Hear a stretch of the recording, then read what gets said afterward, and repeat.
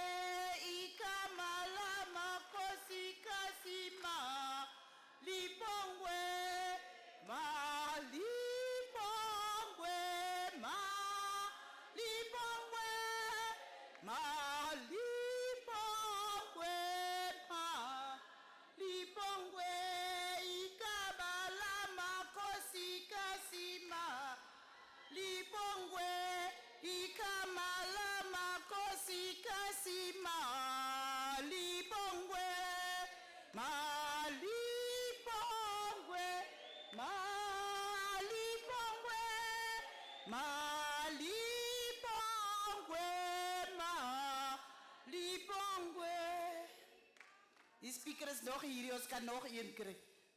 Wathint Imbokodo, tinto mama, Wathint Imbokodo. Wathint Imbokodo. Wathint Imbokodo. Tinto mama, tinto mama, tinto mama, tinto mama, tinto mama.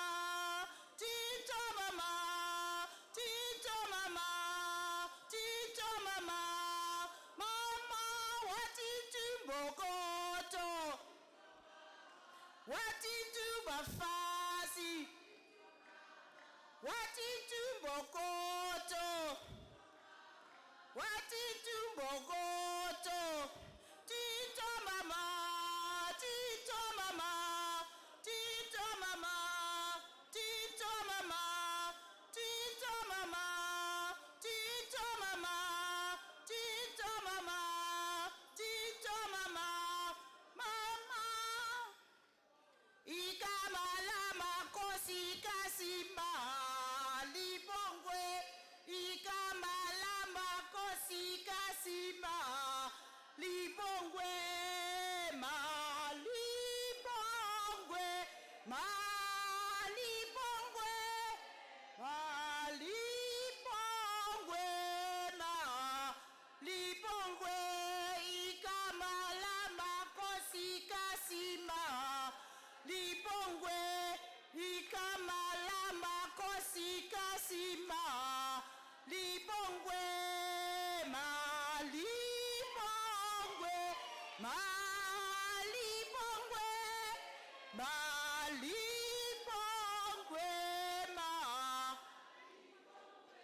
ikamala makosi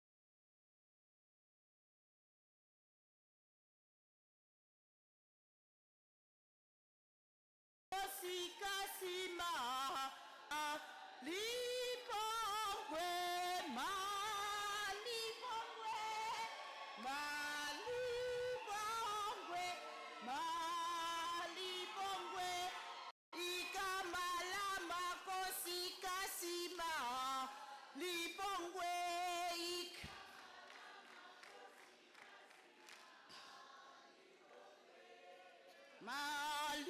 malibongwe malibongwe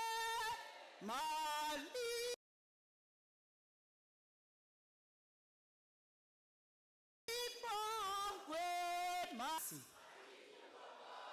ikamala makosi kasi. Malibongwe. Thank you very much. Just remain standing. We will immediately start with our program. And for us to start with the program, before we do anything else, let us observe a moment of silent prayer.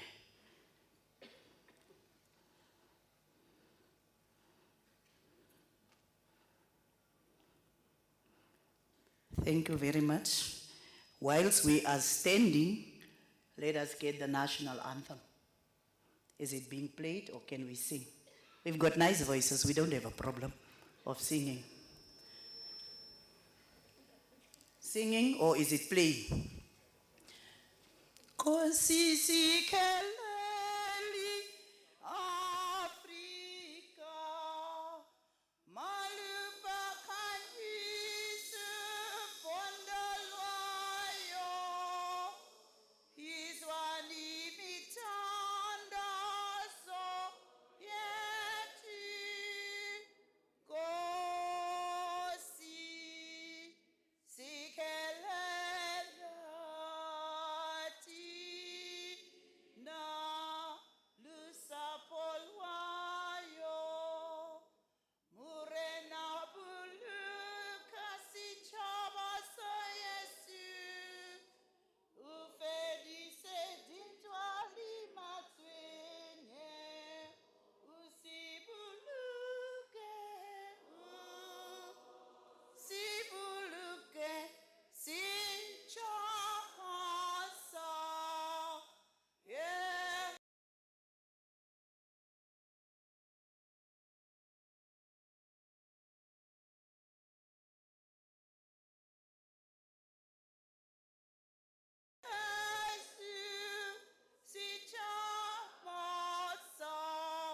South Africa, onze hemel, die diepte van ons see, waar ons ewige gebergd is, waar die kranse antwoord gee. Sans the call to come together and united we shall stand. Let us strive for freedom in South Africa, our land. Thank you very much. You may be seated. As ek nou by 'n ander platform gewees het, het ek nou die SADC anthem en die African Union een gesing. Speaker. Thank you very much. Yeah, there will be slight amendments on the program. But before we continue to inform you about the amendments, first of all, on behalf of Parliament, welcome to all of you to this very beautiful facility of the Sol Plaatje University. The last time when I left, there was still just a park here. I return now to such a beautiful facility. I'm impressed. And those who know me know I'm not easily impressed, but I'm impressed. Thank you very much. So for us to save time, and because we've got quite a few amendments on the program, we will immediately give over to the Mayor of Sol Plaatje, the Honorable Councillor Martha, die Martha naam, Barbara Bartlett will do the welcoming.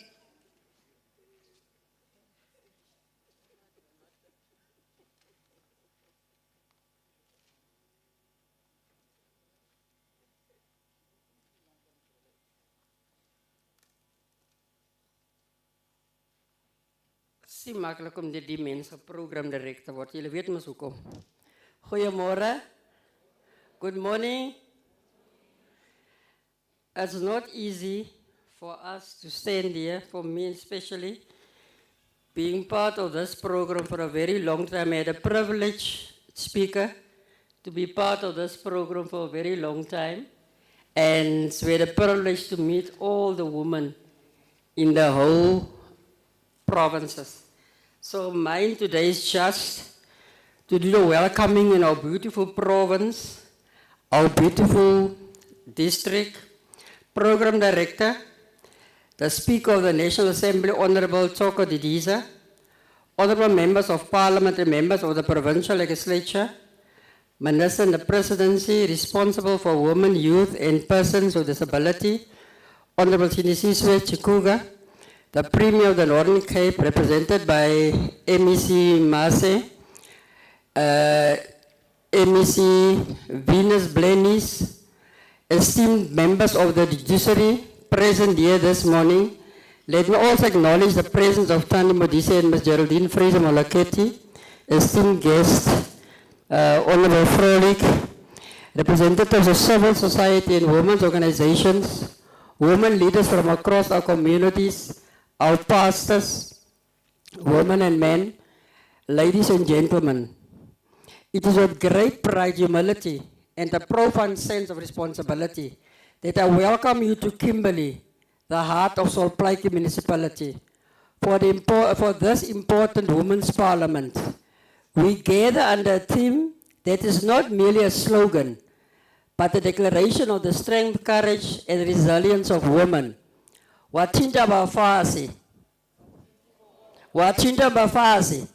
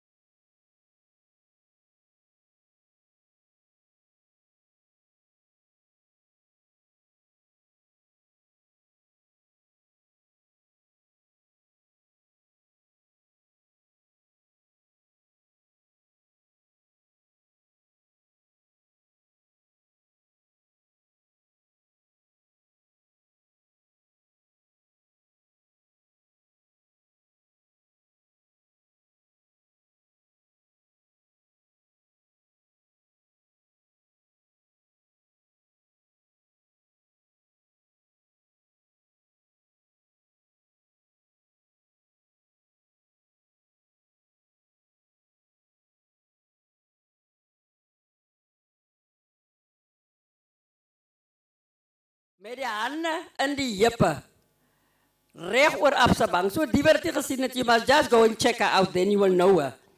So, but Frances Bart is not the only woman whose legacy must inspire us.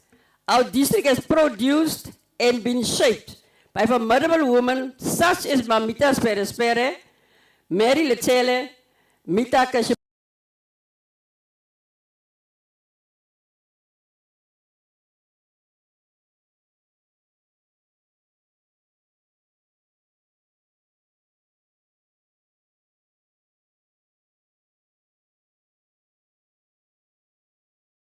and Kinosi Bessenar. Women whose lives remind those who knew them. Their legacy must become a living responsibility. That is why this women parliament is very much important. This is not simply a gathering of women. It's a parliament of ideas. It's a parliament of accountability. It's a parliament of nation, of action. And most importantly, it must be parliament that produces results. Welcome, Honorable Kenny. They say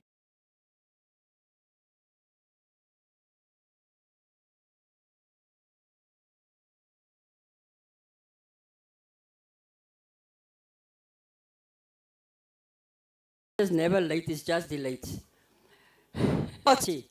We cannot speak about development while women remain disappropriate, affected by poverty, unemployment, inequality, and limited economic opportunities. We cannot speak about inclusive growth while women-owned businesses continue to struggle to access markets, finance, land skills, and government opportunities.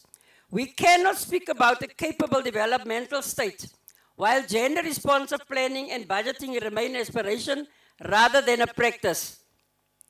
And we certainly cannot speak about gender equality if women are present in the room but absent from the decisions that determine their lives. Representation without influence is not transformation. Therefore, the Women's Parliament must strengthen Parliament oversight and public participation functions in advance gender equality. It must ensure that the voices of women are not simply heard during commemorative months, but are incorporated into the policies, budgets, and programs of government throughout the year. We must institutionalize gender-responsive planning, budgeting, monitoring, evaluation, and reporting across all spheres of government. Because what gets planned gets implemented. What gets budgeted gets prioritized. What gets monitored gets measured. And what gets measured can be held accountable. What therefore need to move beyond beautiful speeches about women's empowerment and ask the difficult questions. Where is the money? Where are the programs? Where are the jobs? Where are the opportunities? Where's accountability? And where's the measurable impact on the lives of ordinary women? As local government, we have a particular responsibility. Municipalities are the sphere of government closest to community. We see everyday realities faced by women.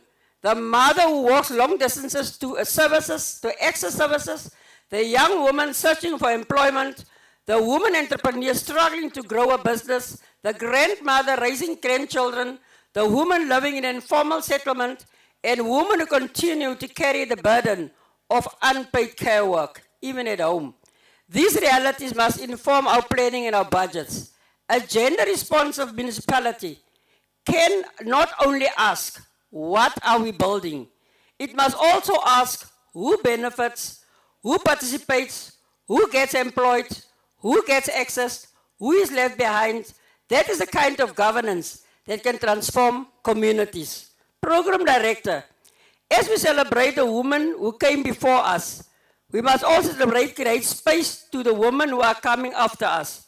One of the most important objectives of the Women's Parliament is therefore to promote collaboration between different generations of women and of the future. We need both the older generation, it must open doors, the younger generation must walk through them, and once they have walked through those doors, they must hold them open for the woman coming behind us. I know this speech is very long.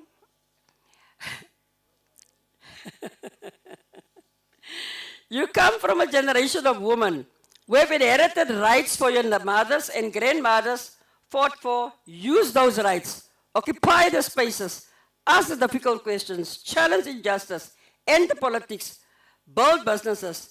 The women of 1956 did not ask whether they were welcome at union buildings. They marched there, they knew their worth, they knew their power, and they knew that history had to change.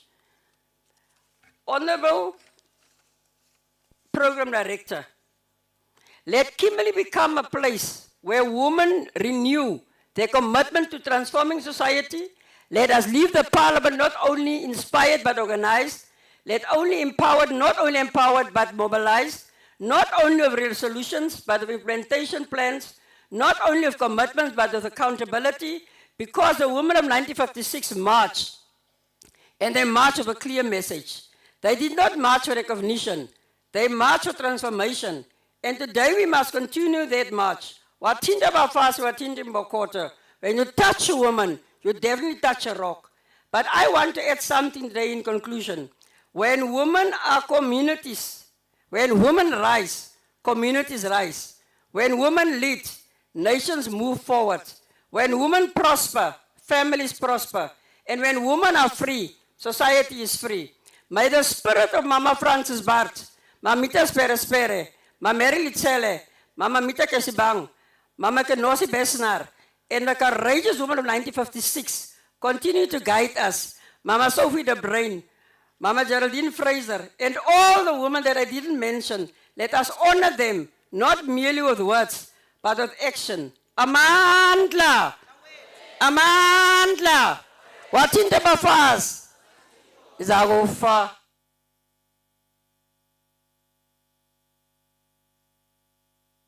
Die klap is daarom 'n bietjie flou, as ons nie welkom nie.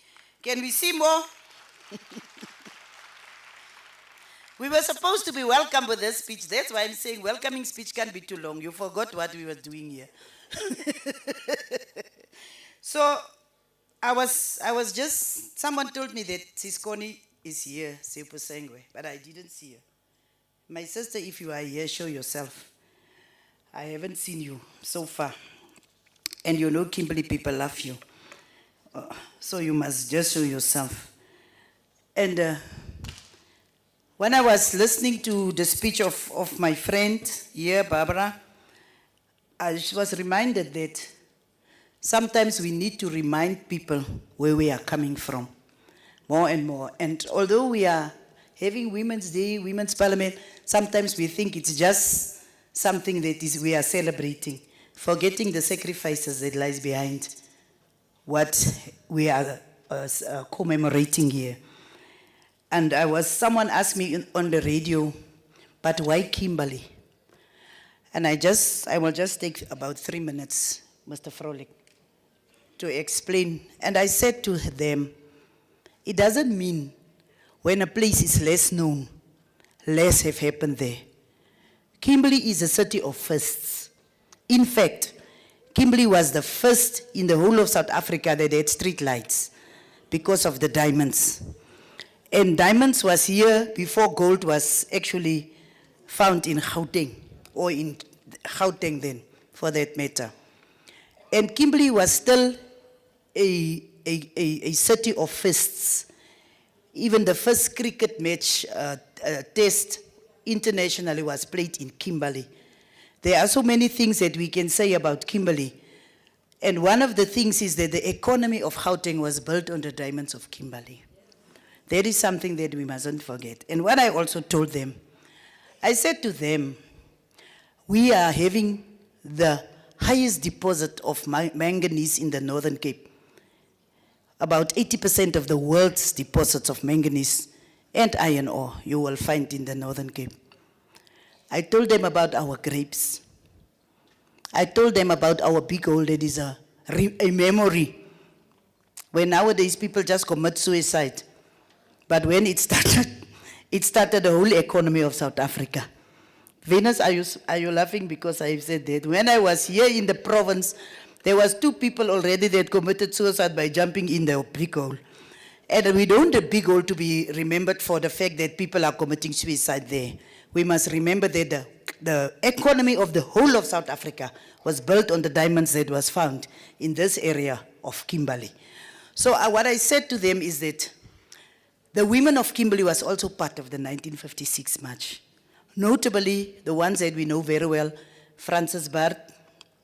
And we also, at once, we had a commemorative day.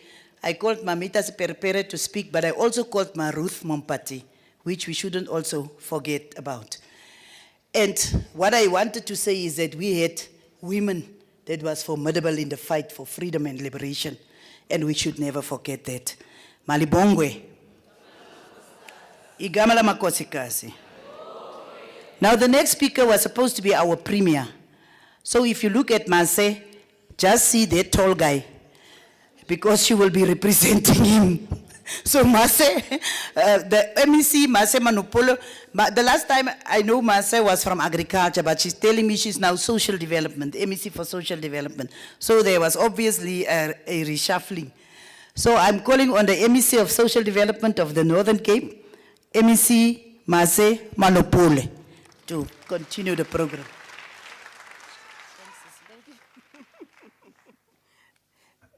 Thank you very much, Program Director, Honorable Sylvia Isaacs. I nearly said Lucas. That can only be Honorable Isaacs. We know her very well. Thank you very much, Program Director, our former Premier of this beautiful province. Honorable Speaker of the National Assembly, Mayor Togo Didisa, Honorable Minister, Mayor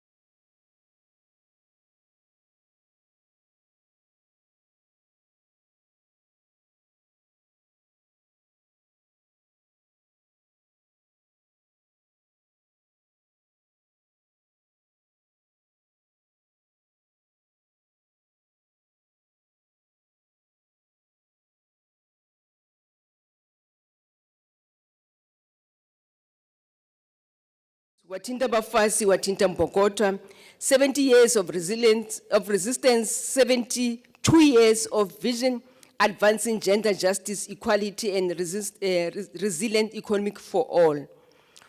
Honorable Program Director, we meet exactly 12 days after a brutal murder of Nosipo Siyengwa from Khaleshiwe, who was brutally killed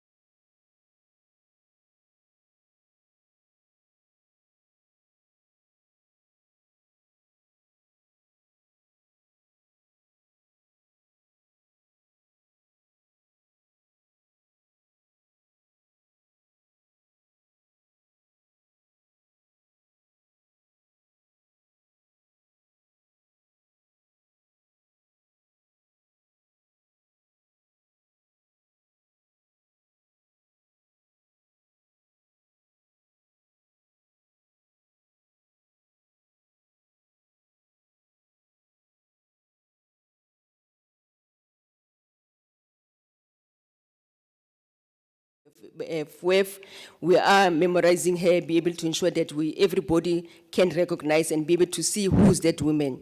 A trade unionist, a FEDUSA activist, a defiance campaign organizer, a political prisoner, a daughter of the soil whose courage helped us shape the national struggle. Me Mita Sekalonyana, Siperepere, born near Kimberley, where Wathint area near to us in Kimberley in 1929. An ANC Women's League activist involved in anti-pass campaign, underground work, as well as remembering Mabel Fakey Mento. We also honor the countless unnamed women of the Northern Cape, the social workers, the farm workers, the domestic workers, the teachers, the nurses, and the community organizers who kept the flame of resistance alive in the dusty streets and the towns of this province and remote.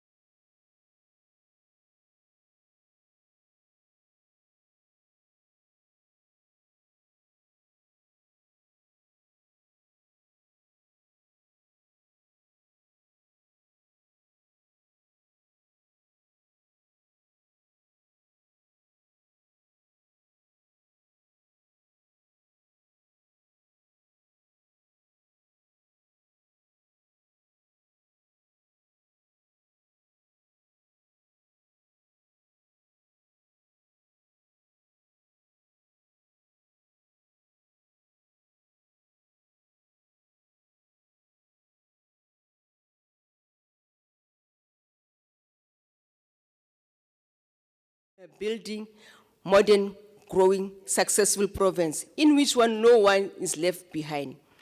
Challenges and the work still ahead of us. We are honest about the gaps, gender mainstream and gender response budgeting at the municipal level remain uneven.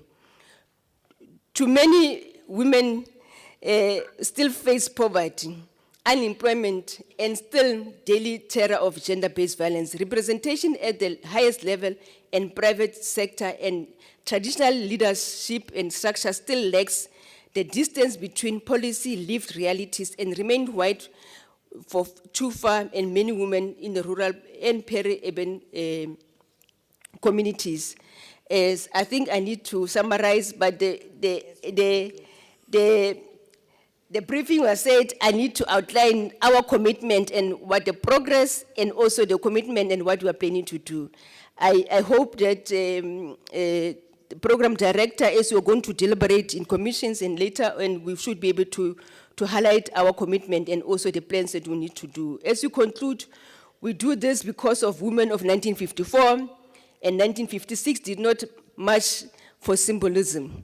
They marched for power, for dignity, for land, for equal pay, for the rights to move freely, and for the society in which the daughters, their granddaughters, would never again be treated as a second-class citizen. 70 years of resistance, 72 years of vision. The rock has not been cracked. It has become foundation upon which we build on. To the women of the Northern Cape and the women of South Africa, your activism remains the heartbeat of our democracy. Your leadership is indispensable to the resilience and economies of a just society. We seek to ensure that you want to ensure to build our province. Wathint Abafazi, Wathint Imbokodo, ke a leboga, Honorable Program Director. Thank you. I know the province have done a lot. Some of it I also did. But unfortunately, I think I was saying to the organizers in the time allocation, you must make sure that you allocate enough time so that people can give us what we want. But I think we are satisfied. Hi, Siskoni. Is it you? Why are you so beautiful? It's not you. So they have seen someone else and they think it's our sister. But it's fine. I just wanted to use this time to introduce the high table before we will give to the speaker to make an input. If you have the programs in your hands, I told you that there will be some amendments in the programs. Speaker is still deployed elsewhere, and she's greeting you while she's speaking. But before we continue, let me really introduce the guest that is on stage at the moment. There will be different people coming on, but for my session, let me introduce the people that is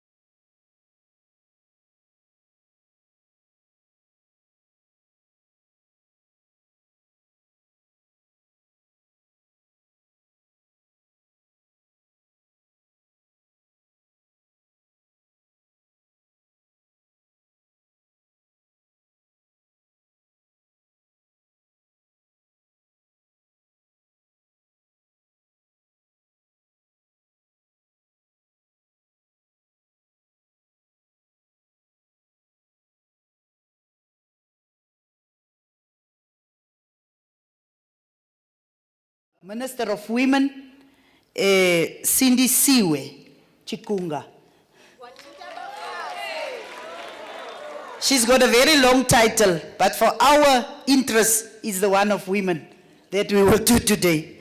We also have our Deputy JP in our midst, and we want to introduce her, Patwan. I don't know whether you know her. When myself and Kenny was in the JSC, didn't we appoint her in Northern Cape? Yes, as the Deputy JP, for sure. Now, at least I also contributed something. And we are continuing. When we introduce our people, we're still continuing. Let me see who is here. The Deputy Speaker of the Northern Cape Provincial Legislature, Sharifa, I still remembered Ferris now. I hear she's Minnie. She's like me. I was Lucas, now I'm Isaac.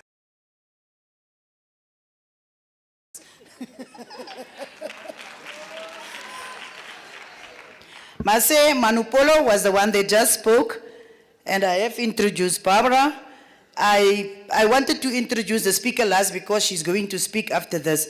Let me just here and there introduce some of the people that are sitting here in front. Besides the members of parliament, we also have the Deputy Chief Whip of the NCOP, Kenny Muimang, our former Speaker of the Northern Cape. If you still remember him, he is the Deputy Chief Whip of the NCOP, or is the Chief Whip? Sorry, Kou. Ek het jou nou klaar gedemote, maar nie worry nie. Nee, dit sal nie gebeur nie. Jy's not Chief Whip, hulle sê my so. And then, because of our Deputy Chief Whip, our young lady that is here, that I started with Deputy Doctor, in Kabane, there she is. Can you see? Yeah, Malibongwe and Roar Young Lions. We are still empowering the young ones. We also have MEC Venus Plenis here in front. Venus. We have all the MPs and MPLs present here. We won't introduce you one by one because it will take more time. But the last one that I wanted to introduce is our speaker. Now, I don't know because no one gave me a brief as to how I must introduce the speaker. But for me, when I read her history, I could say she was one of the youngest that ever evolved into the echelon of leadership, activism. She came from a background of the Christian students movement, am I correct?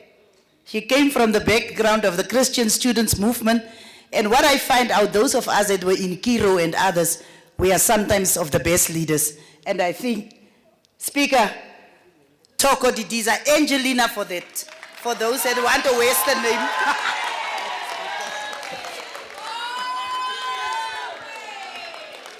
Bapina la bomama, Abel valele machele.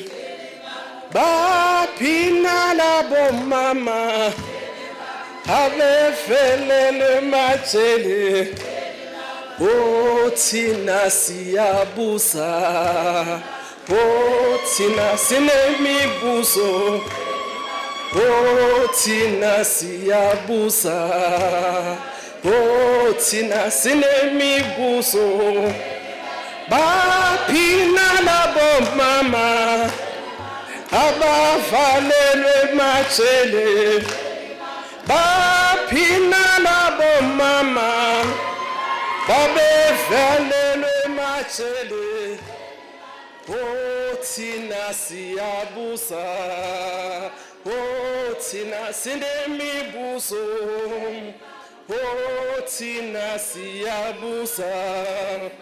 Otina sinemibuso, Bapina la bomama, abavalele machele. Bapina la bomama, abavalele machele. Otina siyabusa, Otina sinemibuso, Oh thina siyabusa. Oh thina sinemibuzo. Amandla. Wathint Abafazi. Wathint Abafazi. Thank you very much, Program Director Sylvia Lucas. I would like to ask the members of parliament, members of the provincial legislatures, councillors, mayors, deputy mayors, to stand up. Speakers and deputy speakers. Sukuman. Sukuman. Councillors too. Mayors and deputy mayors, MECs of provincial legislatures. Can the women who are sitting down just look at these women? These are your public representatives. These, I can see Kenny and one of our gentlemen are representing their mothers, I guess. When you see them standing here, these are the people who are your mouthpiece in the corridors of power. These are the women, when we look back at 1956, we actually say to ourselves, their struggle was not in vain. Can you please sit down?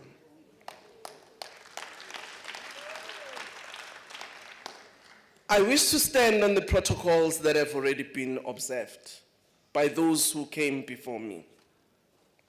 It is indeed my utmost pleasure and honor to join the distinguished women and girls from all walks of lives in our motherland and beyond at this Women's Parliament. As it has been mentioned by those who came before me, our theme is Wathint Abafazi, Wathint Imbokodo, 70 years of resistance, 72 years of vision, advancing gender justice, equality, and resilient economies for all. While this is our theme, I want to remind you, before we even forget, that women's struggle started actually way before 1954, way beyond 1956. The women of the Cape in the 1900s, they fought against the past laws. The women in the 1900s, while the land struggle was uppermost, part and parcel of their struggle was still against the past laws. But not just about the past laws, but about fighting all forms of injustices, about fighting for their dignity and their families and their children's dignity. It was these women in their different shades, whether as activists, active in politics, or activists in religious communities, or activists in societies, who were part and parcel of the formation of the African Native Congress in 1912 in Windhoek. Because these women understood that you can never have a free and a prosperous South Africa and Africa if women were not free. It was these women, led by Mayor Charlotte Maxeke, who in those early years ensured that gender struggle and women's empowerment in particular, and women's emancipation is part and parcel of the struggle for justice.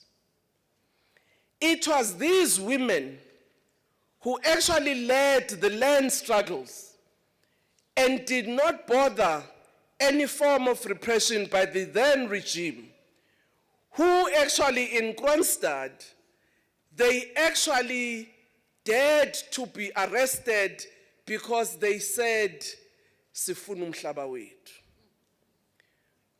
When Saul Plaatje, sent by the African National Congress, went back and reported after meeting those women, he said, "Hi, you know, I could not even believe the commitment and the resilience of those women that did not care even if they are arrested. They were prepared to fight for the liberation of their struggle." And if you look at that history, it never stopped. When the women marched in that heat of resilience, the heat of repression, they mobilized across political parties. They mobilized across races. They mobilized across class and formed what was known as the Federation of South African Women, which was launched, whose program of action and the Women's Charter was launched in 17 April 1954. Part of that charter included a program of action which led to the 1956 march. And I'm reminding us of this history because at times we forget the journey that women have walked in liberation of South Africa.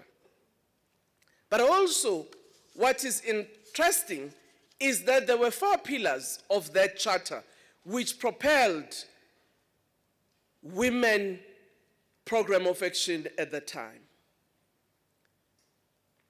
They wanted to make sure that social and legal equality for women in our country is realized. They wanted welfare protection for women to be realized. They wanted to ensure that economic justice is attained for women of our country, and that equality is actually part and parcel of our struggle. Today, when we say Wathint Abafazi, Wathint Imbokodo, we actually look at the unbreakable strength and fortitude of women, their ability to withstand immense pressure without crumbling. If you hear the story that is told by many of those women, they were having their children at the back. They were having their children and their youth side by side with them. They did not bother what it will take in the end of winter of South Africa. They carried themselves with strength and wisdom. They got into the buses, they got into the trains, they marched in Pretoria. Whatever Stradum, there were the women in the grounds and others in the corridors of power. I don't think he might have run away, actually. I think he was scared that if these 20,000 women and their children and their young people are able to mobilize when they thought they had everything in place to control them, how have they arrived here? That's why he had a heart attack, was shown. But also, when we look back at the struggles of those women, we cannot forget local action that happened in the many villages and townships where women wanted to advance the struggle for freedom. Some of you might remember the women of KZN in Durban, where they went to a place where there were a lot of people, particularly men who like to have their beers there in the beer halls as a match. They kicked those, liquor and others, but nihleli apha liyahambiswe.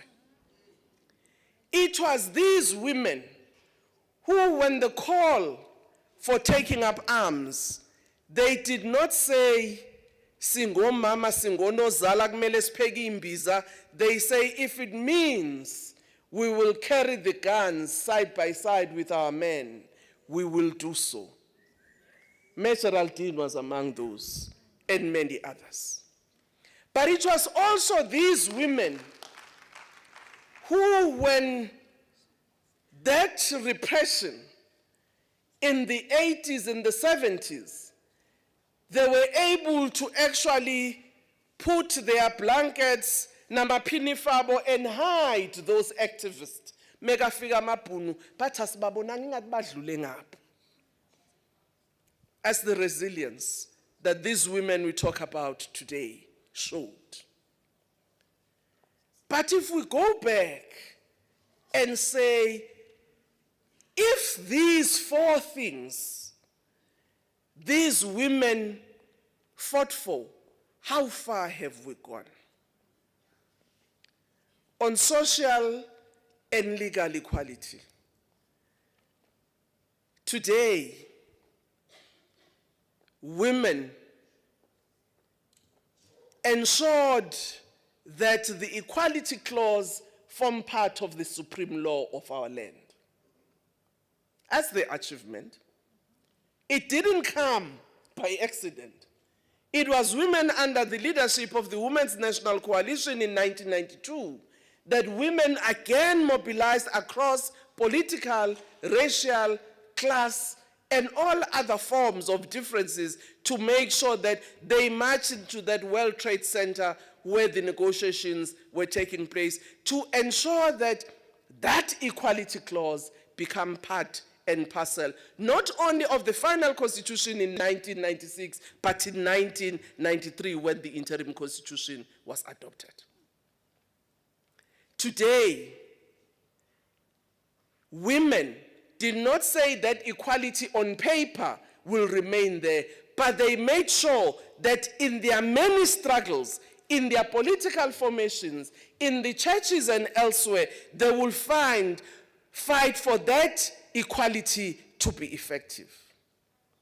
The Women's League of the ANC know that.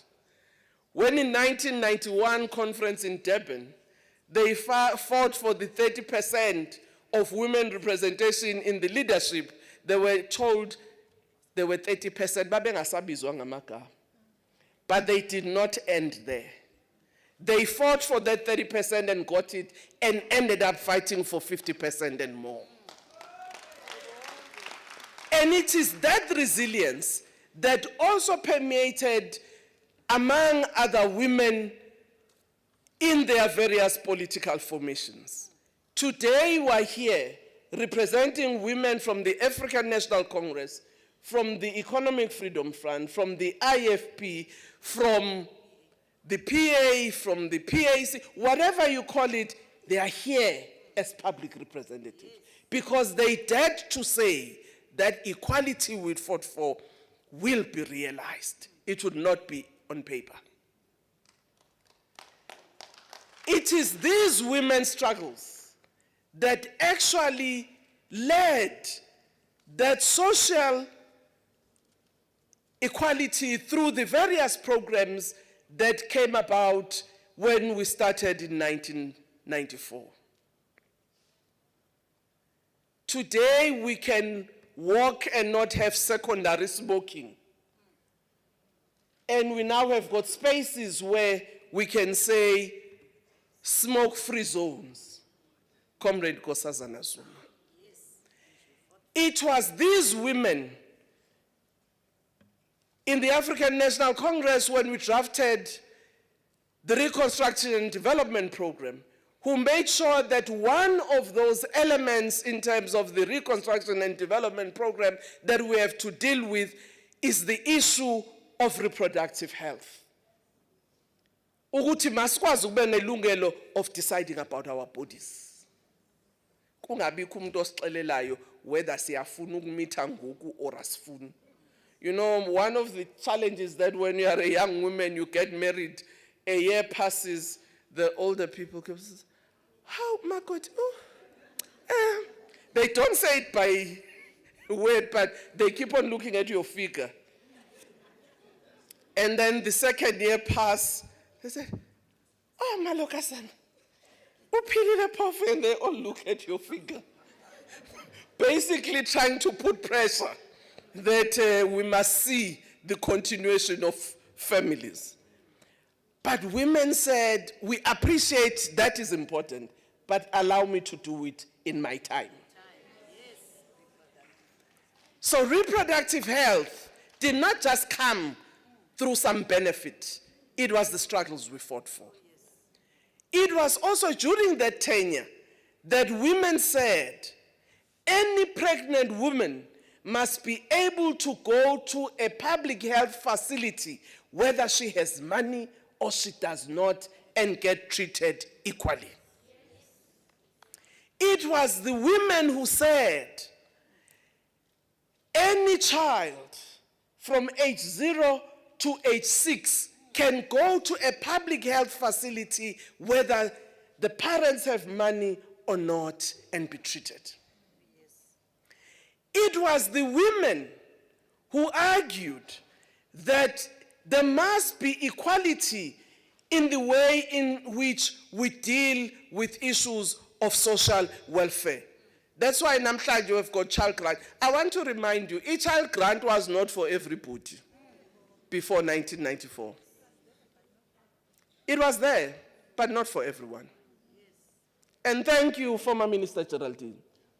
It's part of the struggles you waged that ensured that today, those forms of social grants that we are so excited about, it was the women. She was a deputy minister at that time under A.B. Williams. But she did not look at a position as a deputy minister as though it's inferior. She fought and mobilized women in parliament to make sure that becomes a reality. It was the women who led us in 94, Omamustela Sigao, who said in those parastatals, such as Eskom, Transnet, we will have women. She took a number of women there, took them for training outside the country, and they came back and they were in the helm of those institutions. Because she said, women can do it. When we talk about economic justice, it is these women in the parliament, in the legislatures across the country, who made sure that the issue of small and medium enterprises, where more women are, cannot be just sidelined as an issue, but rather there must be a ministry that deals with that matter, and that programs to support those women are there. Today, SMME ngathi it's fashionable. It used to be somewhere under trade and industry, but we fought for a full ministry for it to happen. It was these women who you elected in the legislatures in 1994 who ensured that the issue of having a women's ministry becomes a reality. Others were saying, if you have a women's ministry, you will ghettoize the issues of women. Sathi cha.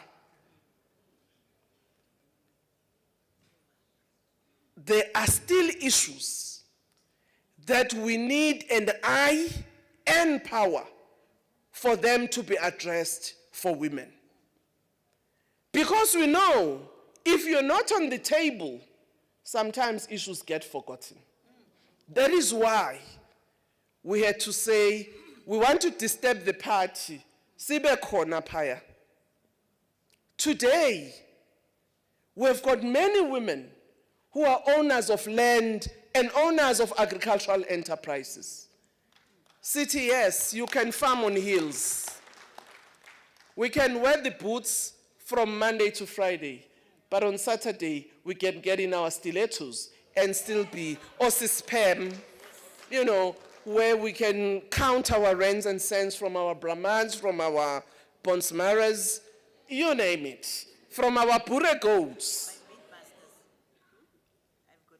And these are the advancement that those women of 1956 fought for. But I think it's important for me to actually say, when we look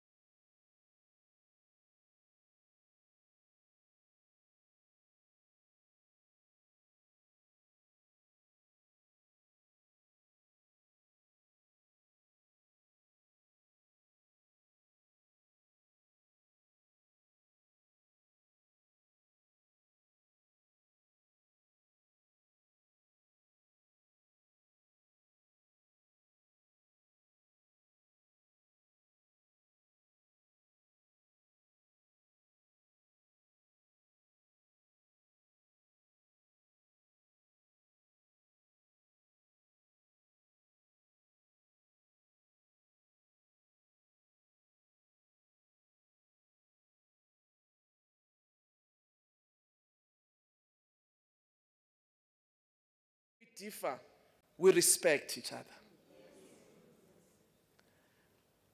You know, those who come from a Christian background, they would know that all of us are a representation of God's kingdom. And I think all of us need to appreciate that despite the flags we carry, we're still human. So it is important that even in our engagement, we need to respect one another. Because these women who are not in those corridors of power, they look up at us and how we behave ourselves.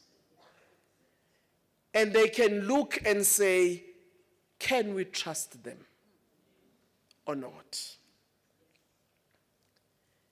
And as we move towards ensuring that we strengthen our democracy as a country, as we move towards the election of local government, I trust that in your parties, you are going to lift more women, young and old.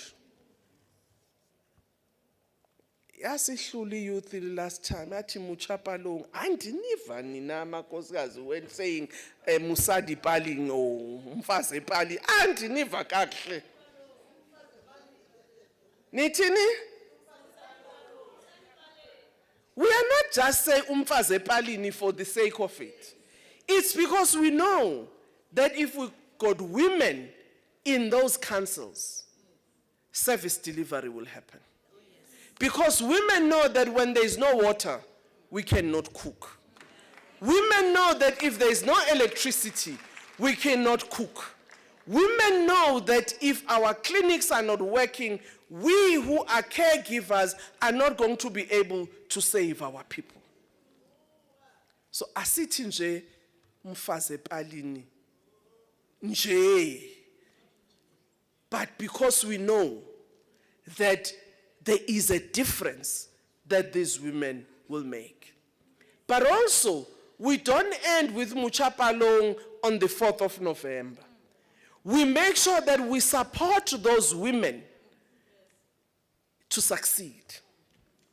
We make sure that we participate in those ward councillors as ward committee members so that we can determine the cause of our wards. We're not saying Musadi Palong just because we love women. We say Musadi Palong because we know that if we give you a message, you will deliver. Majority of those women who are 20,000 as we count who went to Union Building, they were carrying the aspirations of many women they left behind. Those women you sent in Parliament in the first administration and all other administration that follow, they know that they are not standing there for themselves as members of Parliament, as councillors, as mayors, but they know that there are many women that follow them, whose trusts are in them. So for me, with our plus 50%, we always argue and say we are more than 50%. And as a ekukhetheni sitini, you know, you find women in the church, they are almost 70. And otata, they are only 30. But you look at the leadership,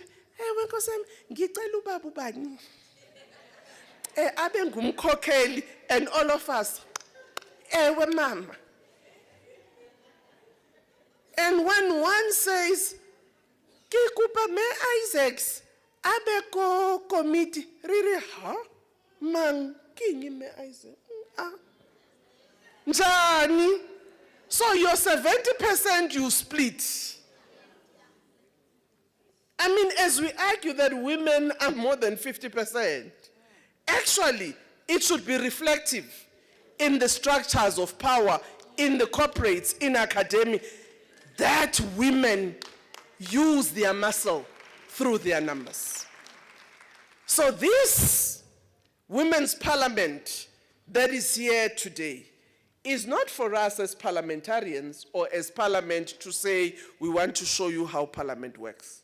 We're creating a platform where we engage with yourselves so that you can say, how do we take those ideals of the women of 1956 forward? So that indeed, we too can leave a legacy for our children and their children who come after us. Amandla! Wathint Abafazi!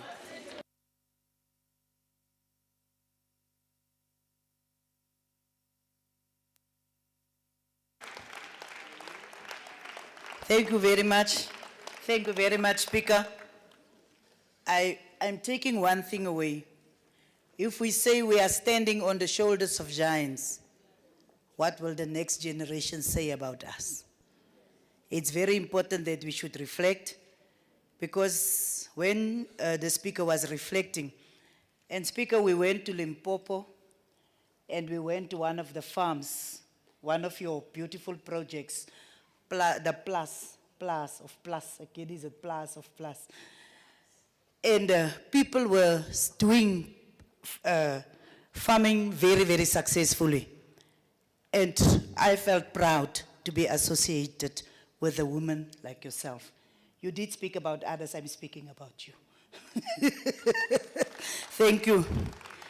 So there is an amendment in the program, but before I get to that, Blondie, will you please excuse me that I didn't introduce you? You know you were Blondie at NCOP, now you are, I don't know what, but I think you are the brunette now. Let me also introduce the Deputy Speaker of Limpopo, Tebogo Mamurabela. She used to come to the NCOP. She was supposed to come 2 weeks before, she came the 3rd week. So I said, that is youthful energy, leave her. That is what I said to them, it's just youthful energy. But this one, she was so busy building the Women's League in a province, she didn't have time for parliamentary work. So that shows commitment in any way, what she was doing. So I think it was, I was looking at you, but now the black hair threw me out, because remember I knew you with blonde hair. So there is also the House of Traditional Leaders that is represented here. I don't know whether they can just show us where they are so that we just look at them, so that we also appreciate their presence. In the sectoral parliaments, when we were at the NCOP, we started also with traditional parliaments. And we launched the Northern Cape one in Kuruman in Ditakong.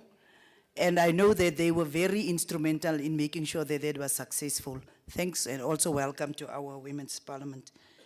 So now, we are going to request that the high table and a few people that I will call by name can just be ushered out, so that we, in the meantime, before we excuse Speaker, not that she's leaving, we are excusing her. There is a difference. So let us just have a photo, including Speaker.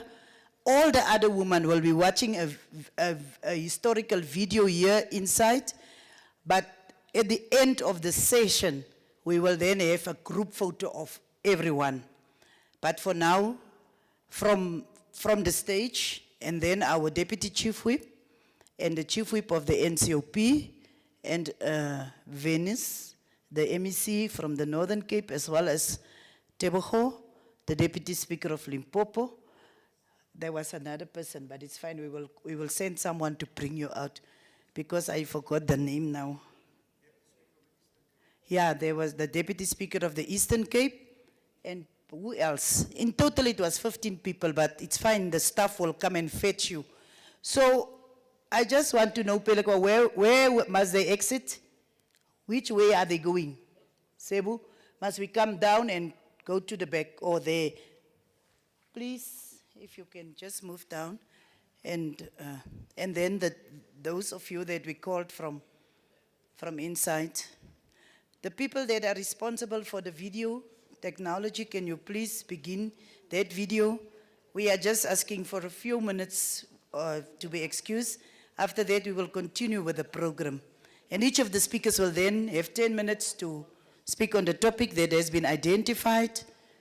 I just wanted to say that when I came to the parliament in 2019, there was someone with the name of Maburoto. And Maburoto said to me, you can see how busy all these people are. They are busy, they are running up and down. There is something like Women's Parliament. And it's June now, August is around the corner. Just start something. I said, nah, I'm just from the province. Now you are calling me, where are your people from National Parliament? They said to me, it's not about where are your people, now it's your responsibility. Take the Women's Parliament. And I'm really, really proud to say that we did a very good job by reviewing the Women's Charter, because women all over the country input into that Women's Charter. And if you see something about Women's Charter, know that it is your product. Thank you very much.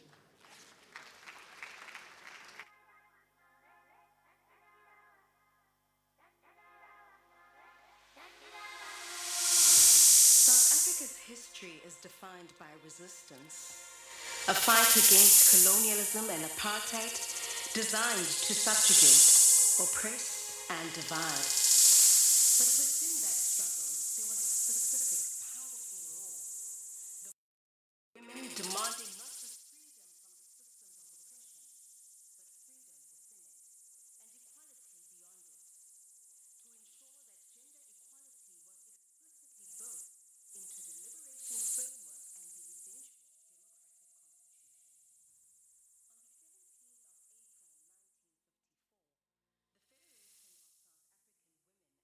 and the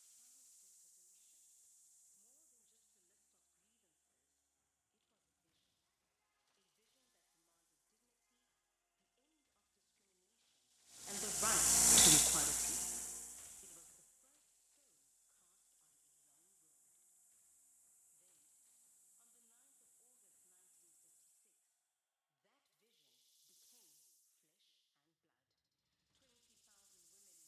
Union buildings in Pretoria. They weren't just protesting the oppressive past. They were bringing the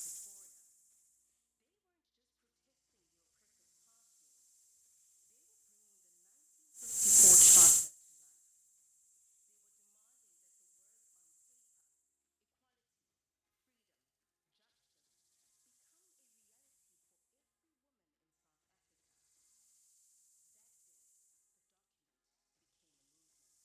The struggle didn't end with the fall of apartheid. In 1994, as the country entered a new democratic era, the Women's National Coalition adopted the Women's Charter. It was a new covenant calling for substantive equality in law, policy, and everyday life. It demanded a non-sexist, non-racist democracy where rights were not scourge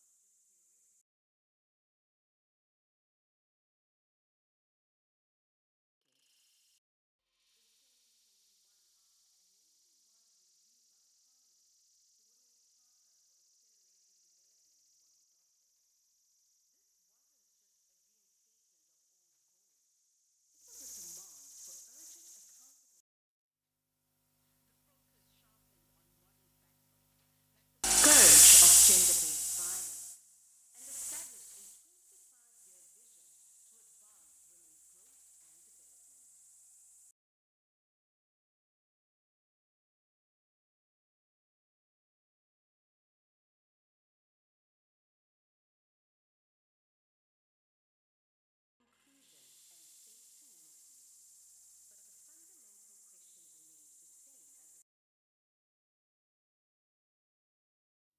Makes the legacy of that march into measurable account.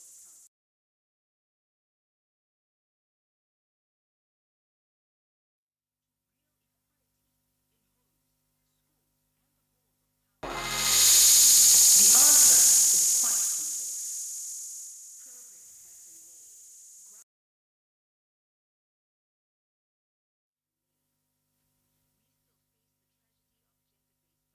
Femicide, the shackles of economic exclusion, unequal access to land and resources, and the stubborn ceiling of underrepresentation in leadership.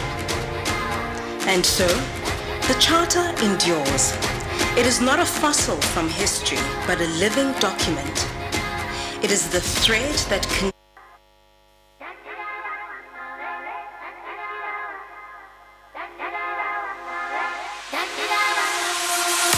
South Africa's history is defined by resistance, a fight against colonialism and apartheid designed to subjugate, oppress, and divide. But within that struggle, there was a specific, powerful roar, the voice of women demanding not just freedom from the systems of oppression, but freedom within it, and equality beyond it, to ensure that gender equality was explicitly built into the liberation framework and the eventual democratic constitution. On the 17th of April 1954, the Federation of South African Women adopted the Women's Charter. It was a profound declaration, more than just a list of grievances. It was a vision that demanded dignity, the end of discrimination, and the right to equality. It was the first stone cast on a long road. Then, on the 9th of August 1956, that vision became flesh and blood. 20,000 women marched to the union buildings in Pretoria. They weren't just protesting the oppressive past laws. They were bringing the 1954 Charter to life. They were demanding that the words on paper, equality, freedom, justice, become a reality for every woman in South Africa.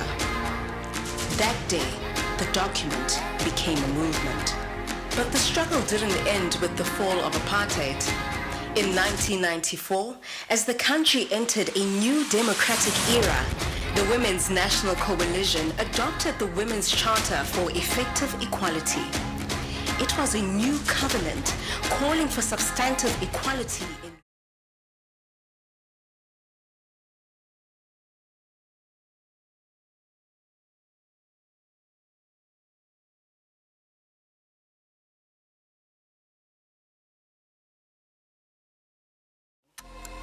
in 2021, after a nationwide review by Parliament, the Women's Charter for Accelerated Development was adopted. This wasn't just a reinstatement of old goals. It was a demand for urgent accountable action. The focus sharpened on modern battles like the scourge of gender-based violence and established a 25-year vision to advance women's growth and development. Now, we look to 2026. The Women's Parliament is expanding the agenda further, focusing on education, STEM, digital inclusion, and safe communities. But the fundamental question remains the same as it was 70 years ago. How do we translate the legacy of that march into measurable accountability? How far have we truly moved from promises on paper to real equality in homes, schools, and the halls of power? The answer is quite complex. Progress has been made, ground has been won, yet persistent challenges remain.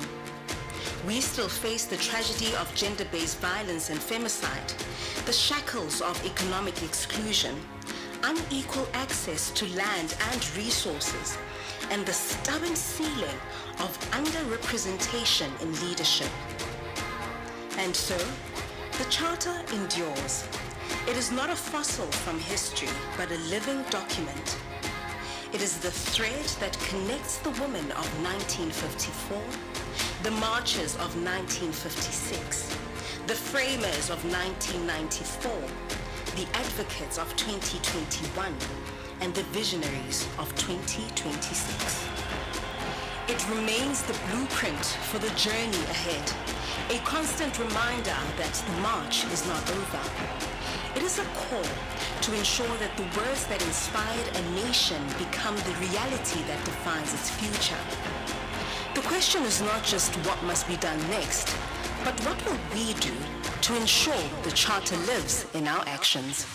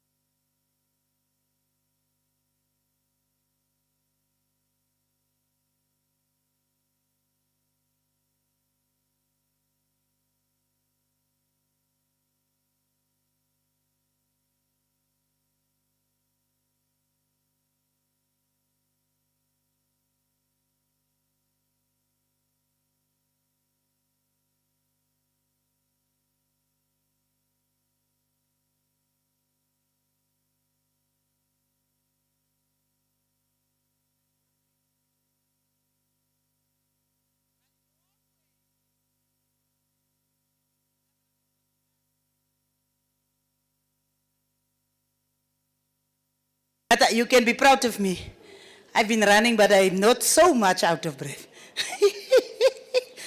So we are continuing with our program whilst the members are moving in. And will now be calling on the Deputy Speaker of the Legislature to do a message of support. Messages of support is 5 minutes, others we will give 10 minutes. There will still be amendments in the program, but soon the high-level session will be over. Over to you, Ms. Sharifa Ferris Mini. She's like me, she's got another surname. Thank you.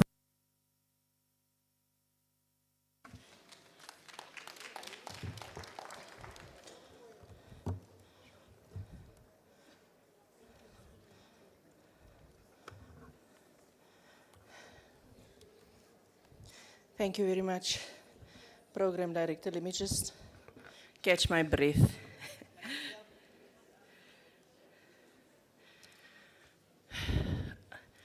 Honorable Program Director, I'm married to a Xhosa man, so there's no Ferris Mini here, it's just Mini. Is it afternoon? Good morning. Good morning to the Speaker in absentia of the National.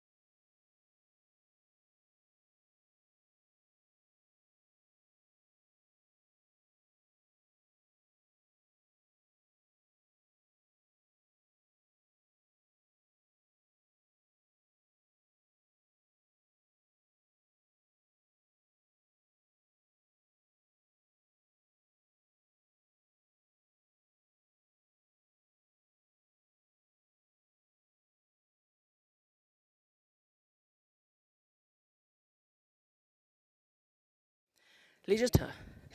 But ultimately, what matters most is that these things make it possible in the life of the ordinary woman. That is why gender mainstreaming is so important.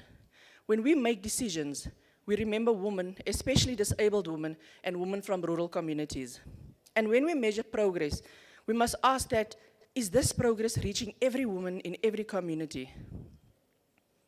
This is not just simply about creating opportunities for women, but it's also about creating a society in which women can fully realize these opportunities.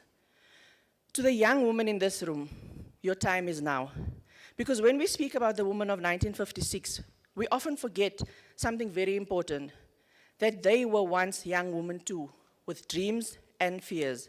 Young women who did not know how history would remember them. They spoke, and because they did, we stand here today. To every young woman listening here today, you do not have to be old to lead. You do not need a title before you can make a difference.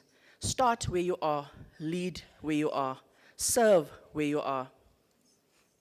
Young women are navigating education, unemployment, relationships, motherhood, and so many more, all in the same breath trying to find their own identity. And sometimes behind a confident picture, we see there's a young woman quietly asking, am I enough? To that woman, we must say, you are enough. As women leaders, we have a responsibility to create spaces where women can grow without having to lose themselves in order to succeed. Women's empowerment cannot mean only opening doors for ourselves. It means holding the door open for those that come behind us. When you enter politics, encourage another woman to participate.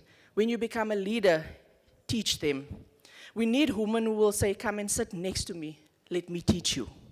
That is how we build intergenerational leadership. This program recognizes the importance of bringing together the veterans of women movements, young women leaders and girls, leadership and community movements. This is one of the greatest gifts that we can give to the next generation. Let young women not see entrepreneurship as a last resort, but as a legitimate pathway to economic independence. Our commitment to the woman must be a commitment to every single woman, black, colored, Indian, white, women in rural communities, women with disabilities, young women and women from poor households.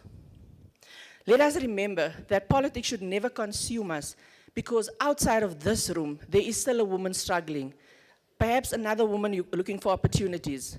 These women do not care who wins the debate, but whether leadership fights for them and whether it works for them. Holding public office is not a trophy, it's a responsibility. Our legislatures must remain places where women's voices matter, and we have a unique responsibility towards that. We must listen to their lived experiences, and we must bring their voices into our institutions. Parliament's own mandate for this Women's Parliament is rooted in creating meaningful opportunities for South Africans to participate in legislative and other processes. Let us ensure that our policies are not only developed for women, but with women. At the end of the day, a policy is only successful if an ordinary woman can feel the difference in her life. Let us not count how many programs we have actually created, but how many have changed lives because of them. That is a democracy at its best, a government that listens. To the woman who came before us, we see you, we honor you, and we thank you. To the woman standing beside us, let us continue to lift one another. And to the woman who comes after us, we are making room for you. Do not be intimidated by the chair, or by the room, or by the title. I myself am a new kid on the block. Before every woman sitting at this table, there was another woman who fought to get there. And one day, another young woman will sit where we are sitting. Make sure she finds the door open. What will our generation be remembered for? Will we be the generation that simply inherited the gains, or will we be the generation that expanded them? Will we leave behind a country where every girl can look at a woman leader and say, if she can do it, perhaps I can too? That is the South Africa that we must build. Because Wathint Abafazi, Wathint Imbokodo, is more than just a remembrance of our past. It's a call to our present. And it's a promise to our future. May we honor the women who marched by continuing to walk forward. May we honor their courage by giving the next generation even greater reason to dream. And may we ensure that when history looks back at us, it will say, they did not just inherit the struggle and stop there. They inherited the vision and took it further. Let our greatest legacy as women in this government not be the titles that we hold, but what we leave behind for those that come after us. To all the women in this room, I want to give you a great and honorable High Court. That is the amendment that we are making on the program, because we are running behind time and other people had other responsibilities. So we will now call JP. It is your turn.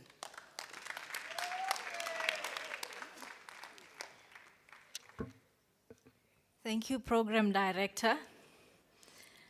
Distinguished guests, ladies and gentlemen, I stand on the protocol already observed this morning, but I wish to acknowledge in absentia the Honorable Speaker of the National Assembly, Metoko Didiza, and former Minister Fraser Moleketi, Minister of Women and Children, Minister Chikunga. Indeed, it is a profound privilege to join you in this momentous occasion on behalf of Chief Justice Mandisa Maya and the judiciary of the Republic of South Africa, I am deeply honored to convey this message of support and to reflect with you on a question that lies at the heart of our constitutional democracy, and that question is, what does it mean 30 years into our constitutional journey to make gender equality effective? We meet at the moment rich with historical significance. We commemorate 70 years since the historic Women's March of 1956. We mark 72 years since the adoption of the Women's Charter of 1954.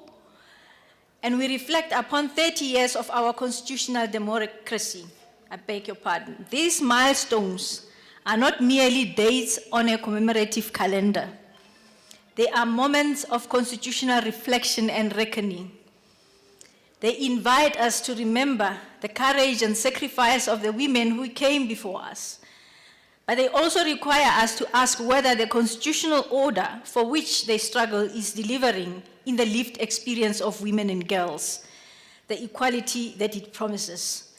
The question is therefore not merely how far have we traveled, it is also what does the Constitution require of us. The women whose courage we commemorate did not wait until the equality was granted to them. They demanded it. The Women's Charter of 1954, I beg your pardon, articulated a vision of South Africa in which women would participate fully in the political, social, economic life of the country.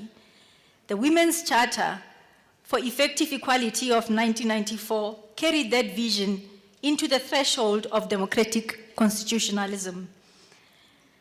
And the Women's Charter for Acceleration Development of 2021 continues that trajectory. These instruments remind us of something fundamental. South Africa's constitutional commitment to gender equality did not begin with the Constitution. I think one of the speakers already said that this morning. I wish to echo that.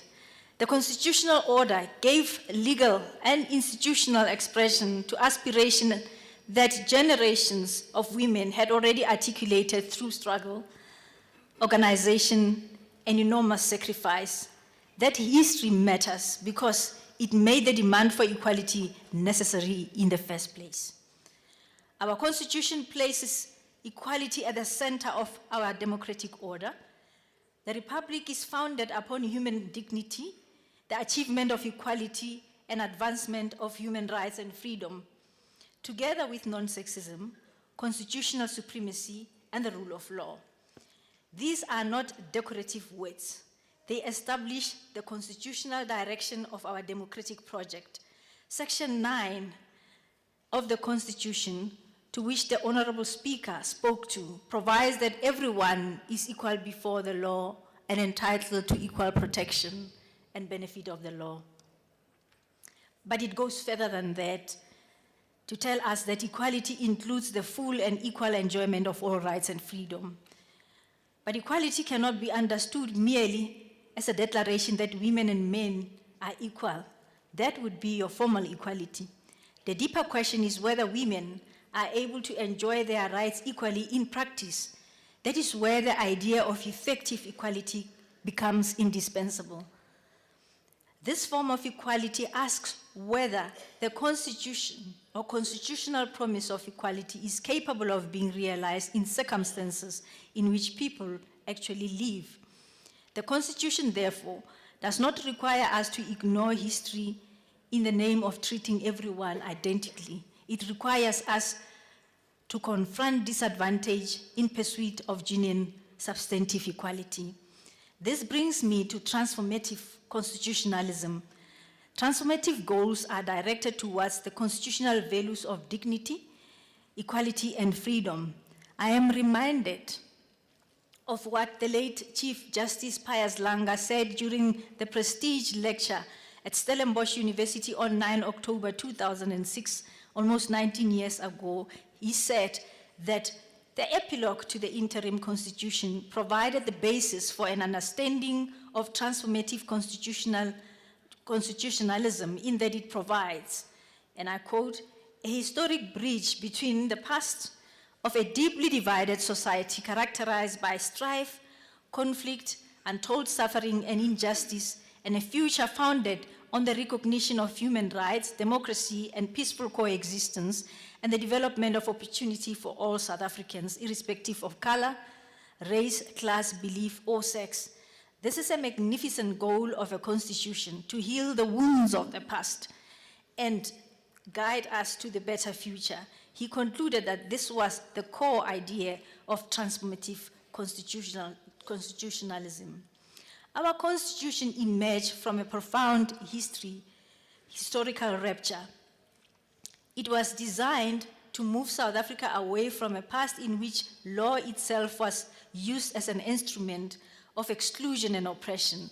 Our constitutional project, therefore, requires more than removal of discriminatory rules. It requires the transformation of the condition, institution, and practices that perpetuates inequality.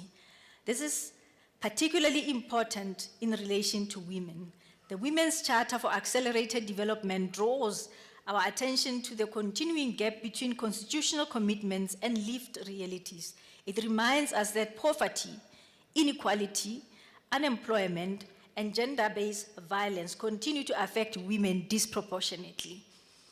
These realities require more than constitutional celebration.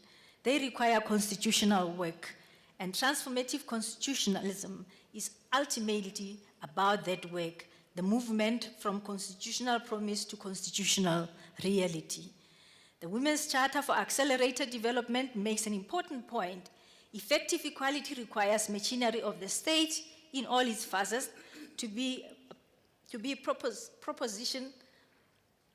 functionally mainstreamed, I beg your pardon, in accordance with constitutional equality principle. That proposition is particularly relevant to this Women's Parliament. The invitation before us calls for the Women's Charter for Accelerated Development to be aligned and operationalized within the National Development Plan 2030, the Medium-Term Development Plan, and Agenda 2063. These frameworks are essential, but alignment cannot be an end in itself. The Constitution provides the normative foundation. The Women's Charter articulates particular gender equality agenda. Our development frameworks provide mechanisms through which that agenda can be pursued. The ultimate test is whether must be implementation. It is important to point that, or particular, I should say that it is at this point that I should turn my attention specifically to the judiciary of the Republic of South Africa, which has a profound constitutional responsibility. The Bill of Rights applies to all the law and binds the legislature, the executive, the judiciary, and all organs of the state. The judiciary is therefore not outside the constitutional project. It is one of the institutions through which that project is given effect. The Constitution requires courts when interpreting the Bill of Rights to promote the values of human dignity, equality, and freedom. It also requires courts when interpreting legislation and developing common law and customary law to promote the spirit, purport, and objects of the Bill of Rights. This is an important dimension of transformative constitutionalism. The judiciary does not substitute its preference for those of the elected branches of government. Its responsibility is different. It is to apply the Constitution faithfully, independently, and impartially. The Women's Charter for Effective Equality of 1994 offers us an especially important insight. Its provision concerning law and the administration of justice, Article 2, place equality across the entire life of law, its development, application, adjudication, interpretation, and enforcement. It tells us that the question is not simply whether women can enter a courtroom. It requires women to demand equality in how the law is developed, applied, interpreted, how disputes are adjudicated, how rights are enforced, and ultimately, does the operation of the law contribute to the practical realization of equality for women? The 2021 Women's Charter carries this concern forward in its strategic objective 4, advancing effective equality in the development, application, adjudication, interpretation, and enforcement of the law for women. When women approach courts, equality cannot be merely an abstract constitutional principle. It may concern their dignity, their safety, their family, their property, their livelihood, their freedom, and their ability to participate fully in society. This leads naturally to the question of access to justice, to which the Honorable Speaker spoke to. Effective equality cannot be realized if women cannot meaningfully access justice. Access to justice is more than the physical existence of our courtrooms. It concerns whether people can understand and navigate the justice system. It concerns whether the proceedings are accessible and fair. It concerns whether litigants are treated with dignity. It concerns whether the justice system responds appropriately to vulnerability without compromising impartiality. And it concerns whether the people who approach our courts have confidence, I beg your pardon, that they will be heard fairly. For the judiciary, therefore, the constitutional commitment to equality carries a corresponding responsibility to continually examine the accessibility and effectiveness of the justice system. The justice system cannot be fully transformative if the people whose rights it exists to protect cannot meaningfully reach it. I wish to turn my attention briefly to the intergenerational constitutional responsibility. The women who adopted the Charter in 1954 could not have known precisely what the constitutional order of 1994 and 1996 would be. Those who matched in 1956 could not have known all the consequences their courage would have for the generations yet unborn. Those who helped build democratic constitutionalism could not have known what the next 30 years would bring, but each generation expanded the possibilities available to the next. We therefore inherit not only a constitutional achievement, we inherit a constitutional responsibility. Our responsibility is not to declare the work complete. It is to ensure that the constitutional promise of equality continues to move from principle to practice. That is why the call for collaboration between generations of women, leaders is so important. The struggle for equality cannot be reduced to achievement of one generation, nor can the unfinished work simply be handed to the next generation. Each generation must carry the constitutional project forward. I realize that I am running out of time. It is in the spirit that I convey on behalf of the judiciary our support for Women's Parliament. We support the continuing national dialogue on gender equality. We support the constitutional commitment to the full and equal enjoyment of rights and freedom. We continue with our support for the pursuit of effective equality, equality that is not merely formal, but capable of being experienced in the lives of women. We support the meaningful implementation of the Women's Charter for accelerated development within our national and continental development frameworks. And we support the continuing work of building a justice system that is accessible, independent, impartial, effective, responsive, and worthy of constitutional promise. I realize that I'm running out of time. I'm just... As I conclude, Yeah, just in conclusion, just as I conclude, ladies and gentlemen, the history we commemorate today began with women who refused to accept exclusion as their destiny. The women of 1954 articulated a vision. The women of 1956 demonstrated the power of organized resistance. The Women's Charter for Effective Equality of 1994 carried the demand for equality into the threshold of democratic constitutionalism. More often than not, I reimagine, I'm coming to the end, Program Director, I reimagine an ideal South Africa where all the people live in peace and dignity, an ideal South Africa where all people have equal rights and equal opportunities of employment, an ideal South Africa where our women and children are able to walk freely at any given time without fear of any acts of violence being perpetrated against them. An ideal society where poverty is a thing of the past and equality reigns supreme. Challenges abound, but all in good time they will taper off.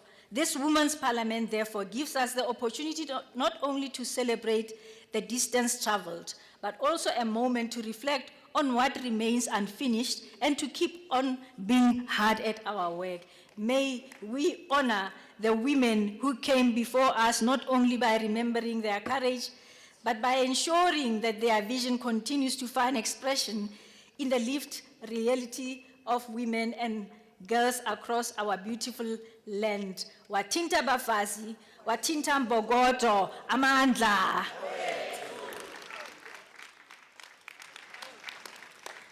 We want an activist judiciary.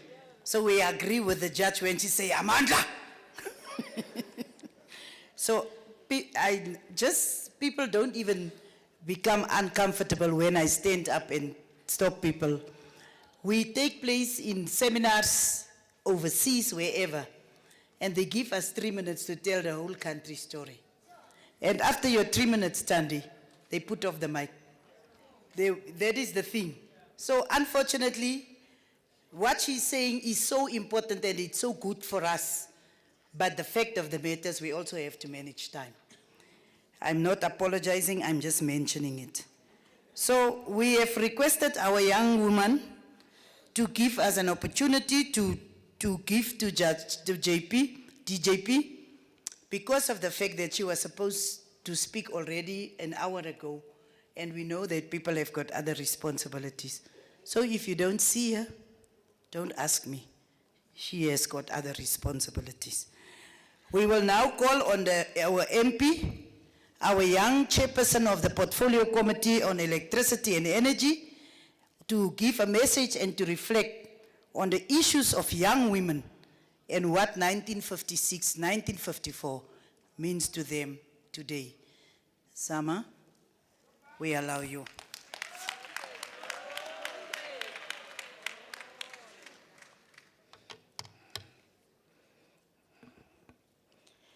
Thank you, Program Director. And I wish to stand on the protocol that has already been established. Greetings, everybody. I stand here today having a platform to speak as a young woman because the women of 1956 stood up and changed the cause of the liberation struggle, strengthening it and ensuring inclusivity and proving that there can be no true liberation without the liberation of women. Today we have a voice, an unignorable voice, which adds meaningful value to our national discourse.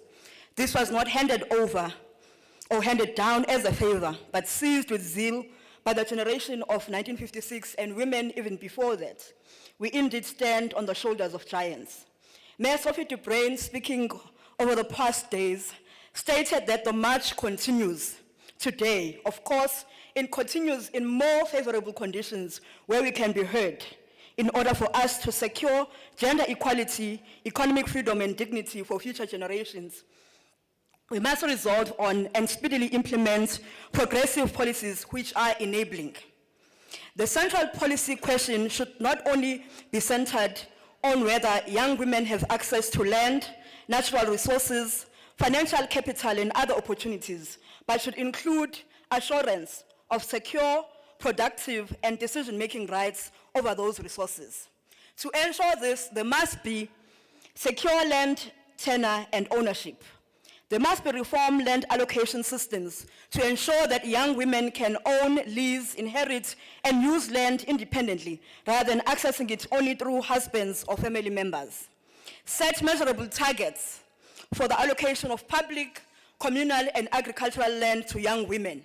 Strengthen protection against discriminatory customary practices that prevent women from inheriting or controlling land.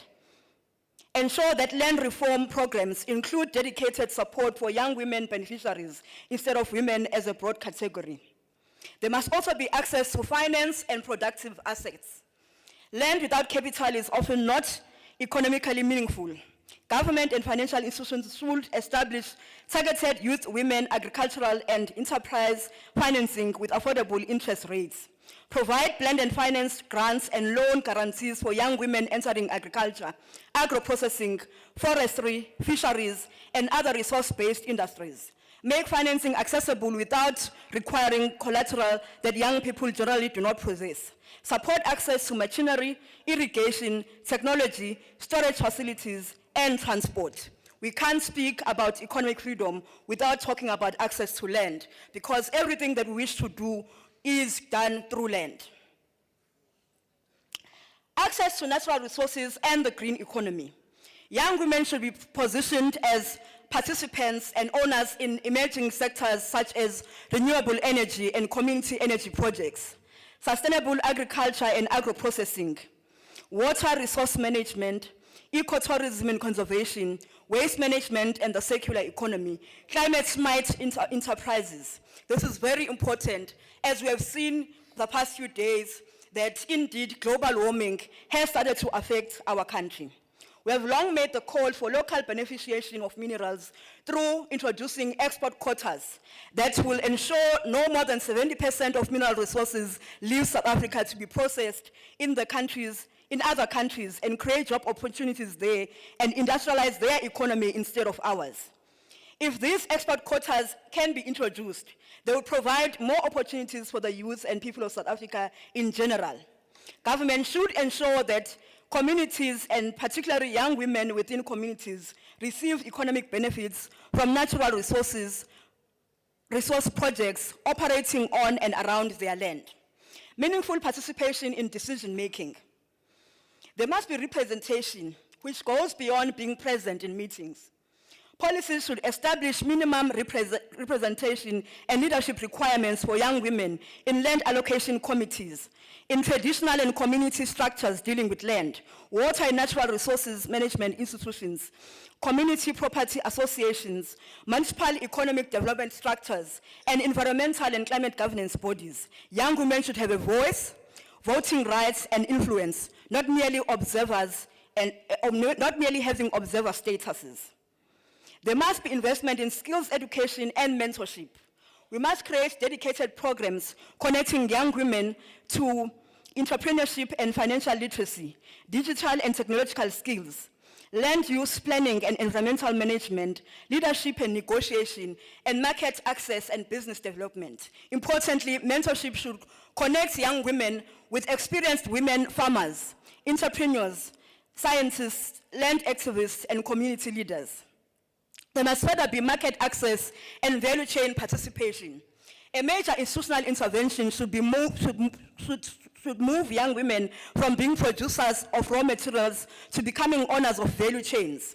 Public procurement can deliberately create markets for women-owned enterprises through government purchasing, school nutrition programs, hospitals and public institutions, agricultural processing contracts, renewable energy projects, and local economic development initiatives. This should be accompanied by support for branding, processing, packaging, certification, and export readiness.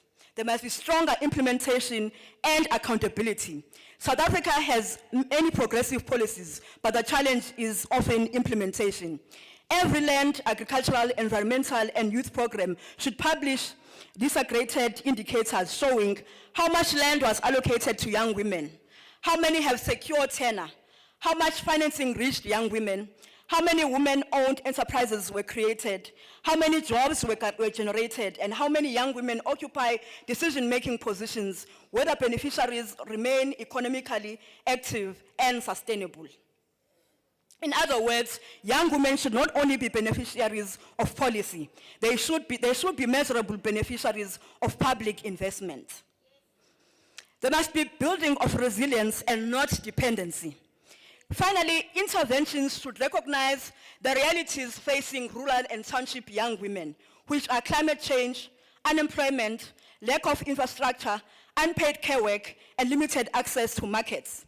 Therefore, policy must connect land, finance, infrastructure, skills, markets, technology, and social protection. The bigger vision should be to create a generation of young women who are not merely accessing land, but who become landowners, farmers, entrepreneurs, investors, environmental stewards, and decision makers. A powerful message of the discussion would be the next generation of Imbokodo must not inherit only the responsibility to protect our communities. They must inherit the assets, rights, skills, and institutions that enable them to build and lead those communities. Malbongwe!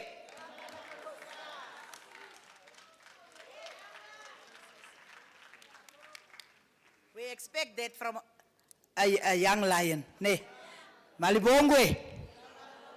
Roar, young lion, roar. Thank you very much. I nearly said Comrade Zama, but fine, you are my comrade. So thank you very much. And I think I've listened to your reflections. And I think young women, we must take ourselves serious because the business is a very serious one. Thank you very much. We are going to now call on the minister to give us a message and also reflections by the executive. Just before you come, Minister, I just wanted to show the women, I hope you notice that in all the years that we had the Women's Parliament, we always made sure that all three arms of government is represented. And today it's no difference. We have also the Deputy Speaker of the Eastern Cape here, and we also have the Chief Whip of Salga here. The different spheres are also represented. It's just what I wanted to emphasize.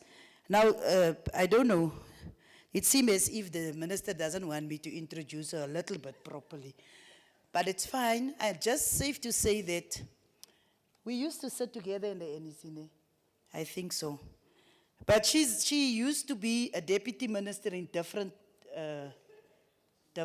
departments, but she also used to be a minister of transport, and now she's having the most important portfolio. It is the one of women, youth, and persons with disabilities. If it's not important for you, it's very important for me. So we are watching them.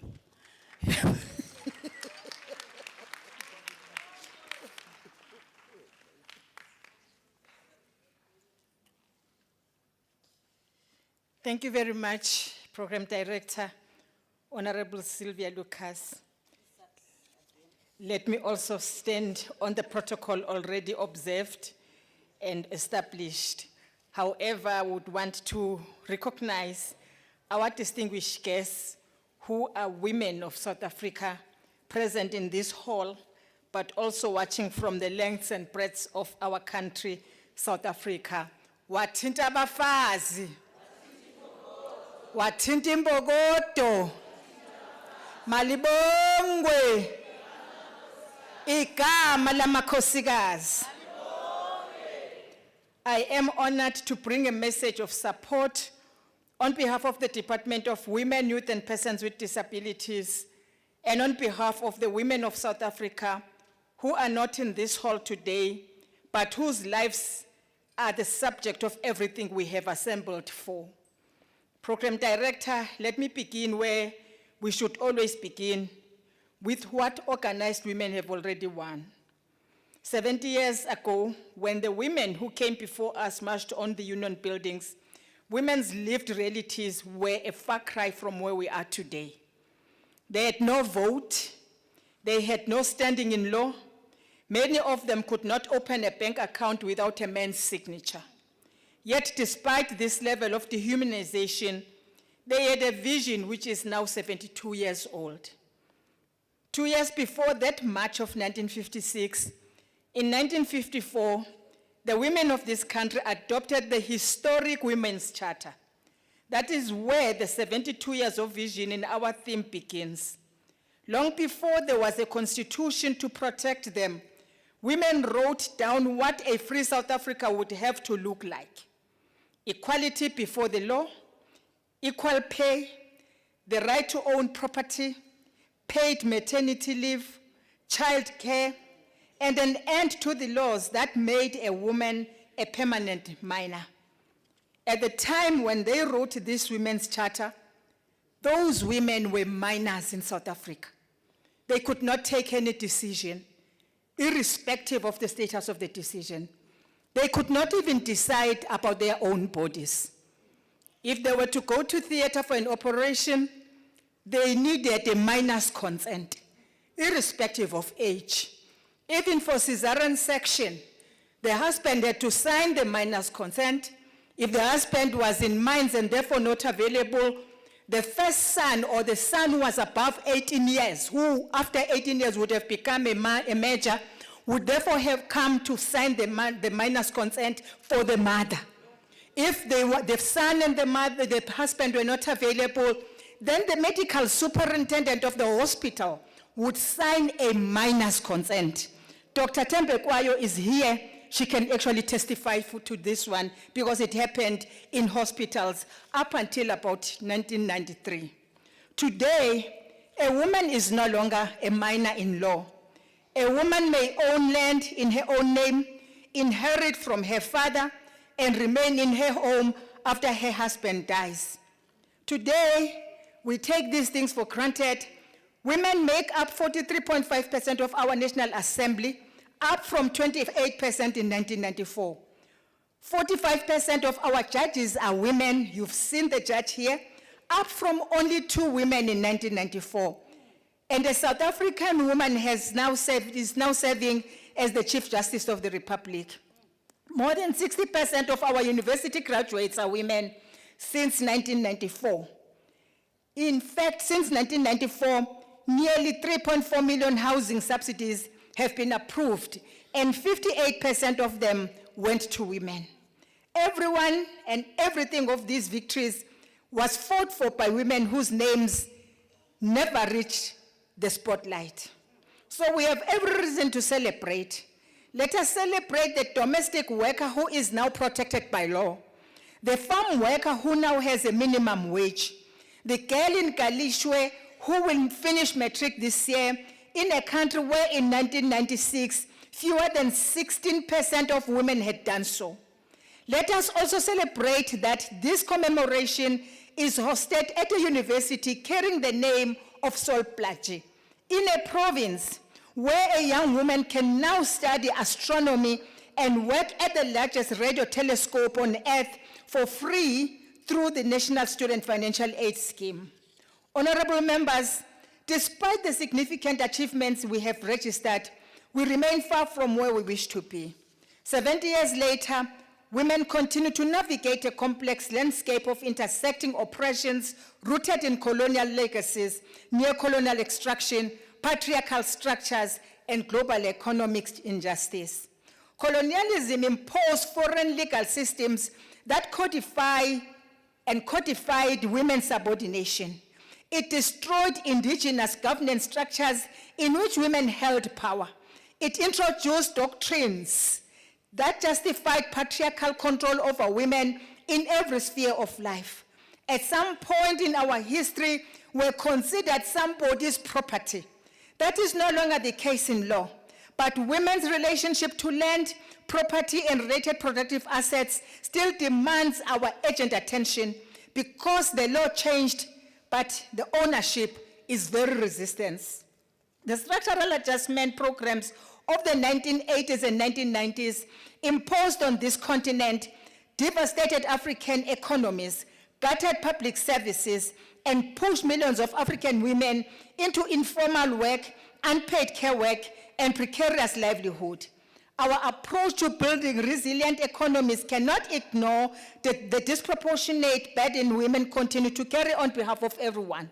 When a clinic closes, a woman nurses the sick at home. When a crèche closes, a woman stays home. The legacy of this decision is still carried on and on the backs of African women, and reversing it will take deliberate law, deliberate policy, and deliberate action. That is why our department is developing a care economy strategy for South Africa, so that the work which holds this country together is counted, supported, and paid. Program director, our theme asks us to advance gender justice, equality, and resilient economies for all. Allow me to speak to 3 things I believe we must now prioritize. First, land, property, and productive assets. Honorable members, to build resilient economies and keep the vision of the Women's Charter alive, we must be relentless when it comes to transferring land, property, and productive assets into the hands of women. The laws are in place. What we must now accelerate is funded reform programs. As a department, we have asked the Minister and Minister Nyotso to give us a disaggregated data on land distribution, particularly for women. We know too well that for African women, land is not merely property. It is identity, it is heritage, it is spirituality, it is livelihood, and wealth passed between generations. Yet systematic dispossession continues. Women make up the majority of Africa's agricultural workforce, but own only a small fraction of its agricultural land. Customary tenure system recognizes a woman's right to use land while systematically excluding her from owning it, controlling it, or passing it on to her children. Securing women's rights to productive assets is thus no longer an option. It is the precondition for any form of progress towards equality. The second issue is structured and sustained mentorship for me. Honorable members, in order to keep the vision alive, we need mentorship programs for young women from all walks of life. Intentional, structured, and sustained. Not a single career day. Mentorship that places a young woman inside the room she is meant one day to lead. An intergenerational dialogue that then informs policy and practice. In mining, we need young women mentored across the entire value chain. But a woman's place in mining cannot end at the mine gate. Our government is working hard to place young women in geology and exploration, in mine engineering and rock mechanics, in processing and beneficiation, in mine rehabilitation, and in the boardrooms where decisions are made and power exercised. In logistics, we are calling for young women to be mentored in movement of goods across SADC region and the continent and the world. Mentorship in this area must ensure that our ports, our rail corridors, and our border posts are run by systems designed by and with women in mind and staffed accordingly. In energy security, we need young women across the nuclear and hydro value chains, the subsectors most readily left to men. We need a solid pipeline of mentorship of young women into the STEM, that is science, technology, engineering, and maths, and space economy. I recently attended a graduation ceremony of the Future African Space Explorers STEM Academy, known as FISESA, in partnership with Boeing, an initiative designed to inspire young women and men with the knowledge, practical skills, and confidence required to participate in the rapidly expanding space economy. And in this case, we believe that women can be astronauts. I believe we could replicate this to young women across the 9 provinces. And in Parliament, we need mentorship programs for young lawmakers, the future members who will write the laws of this country and correct where we fall short. Honorable members, this is a program that this House can begin itself. The third one is the oceans economy. Program director, we cannot build resilient economy whilst paying minimal attention to the ocean. We are a maritime country. We are a port state. We would definitely want to be a flag state. For centuries, the ocean has been the backbone of global and regional trade. Despite the rise of air transport and overland routes, the overwhelming majority of world trade is still carried by sea. Scholars have called our territorial waters South Africa's 10th province, given the economic potential that lies in them. In fact, the truth is that whatever minerals that you find in South Africa's land, you also find them in our waters land. And yet the sector remains largely untapped, untransformed, and male-dominated. The Multi-Party Women's Caucus of Parliament, I believe it must invite those who can dissect this huge economy for women so that they can participate and have a proper understanding of what it is that we're talking about when we say oceans economy. Whether the abundance of the ocean becomes a blessing or a curse will be determined by the extent to which we deliberately skill our people and young women in particular. Fisheries and aquaculture, offshore oil and gas, marine biotechnology, coastal and marine tourism, etc. None of these will serve us if the skills that unlock them sits outside our borders and women are not part of them. Honorable Program Director, 70 years later, we have come a long way. The road ahead remains long and challenging. However, none of it is. Our task is much smaller than theirs. The laws are written. The doors of learning and culture are largely open. What remains is to walk our daughters, our sons, our women through them, into the mines, into the ports, into the courts, into the House of Parliament, and to stay there until it is ordinary for women to occupy the spaces. I thank you very much.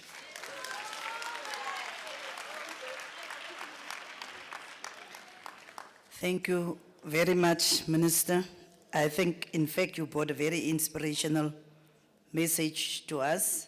That's why I gave you 1.5 minutes extra. But thank you very much. I think if we still sit here and say what has been done for us since 1994, I think the one thing that must come back is the ABET classes. Very important. Because we still then need to bring people back to school them properly. And this time around, that's only A, B, C, D, E, that was leer. This time around, we take you directly to aviation school. You will learn how to fly. Thank you very much, Minister. Now the speaker, the following speaker on this list, one person that I have a world of respect for. When we met in the 1990s, when we met, I met someone that Manedi Picho was actually saying to me, don't go with Geraldine, you won't rest. So Mane was really saying to me, don't go with Geraldine Selvi, you won't rest, rather go with me. Because when she started, she took the whole of Kemus. All of us have to go to the whole of Kemus for door to door. And she did about 5 streets, whilst we did about 2 or 3. That is Fraser Moleketi for you. And I just wanted on the issue of the CSG, or the child support grant. She was the one, in fact, that inspired Madiba to appoint then Professor Francie Lund to look into a way to make sure that the child support grant goes to the primary caregiver in the first instance, and that all children are included in receiving the child support grant. Yes, I was serving on the National Educare Forum, so which means we were one of the fora that was consulted about this. And I was very, very impressed to hear that this young woman, now older than me, I hear now, but then she was very enthusiastic about making sure that we have a fair regime for all the children of South Africa. Thank you, Geraldine Fraser Moleketi. I don't want to speak about your World Bank and all of that. Let us No, get no, back no, to- no, no, no. I think everybody must stand up. Just stand up for a minute. And stretch, those who can. Just stretch out. Now, I can't sing because otherwise I would have sang Malibongwe.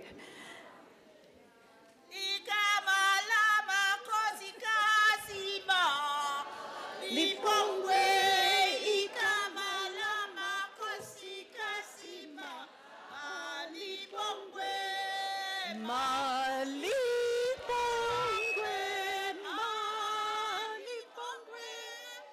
Malibongwe.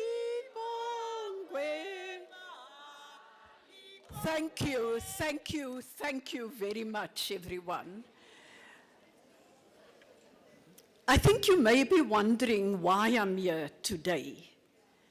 So I'm going to share 3 things. The first one is that the Northern Cape was my first constituency province as a member of parliament. And I went into national parliament at the age of 34 years. So when people talk about intergenerational leadership, they must take into account that age is not static. And I was young in 1994. In 1995, I was a member of cabinet, and I was Deputy Minister of Welfare and Population Development after Sankey Manyele. Sankey was the first Deputy Minister for Welfare in a democratic South Africa. Again, why these points? We heard Minister Chikunga raise a number of issues of what should be done and what's possible. And when we talk about the democratic dividend, there are young women who were trained to be astronauts under Dr. Ivy Motsepe Kasabure. And there are young women who today says, I'm a nuclear scientist because of this democracy.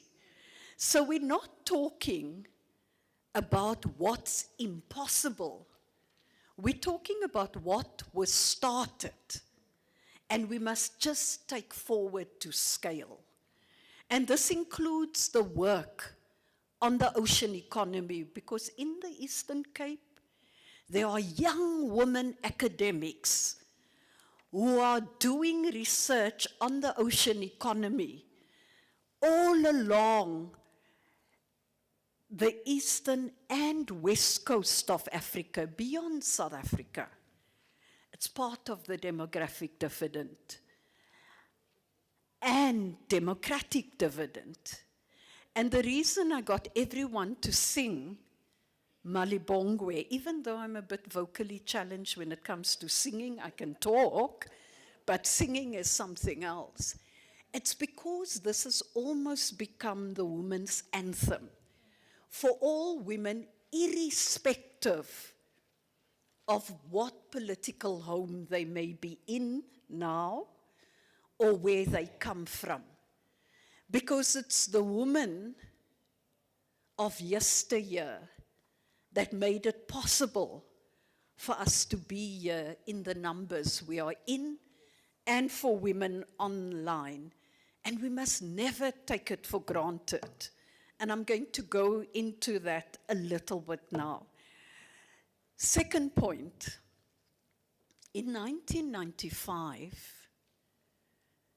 we went to Beijing. The Beijing delegation was led by Dr. Nkosazana Dlamini Zuma. The national preparations for Beijing was led in South Africa by myself as Deputy Minister for Welfare.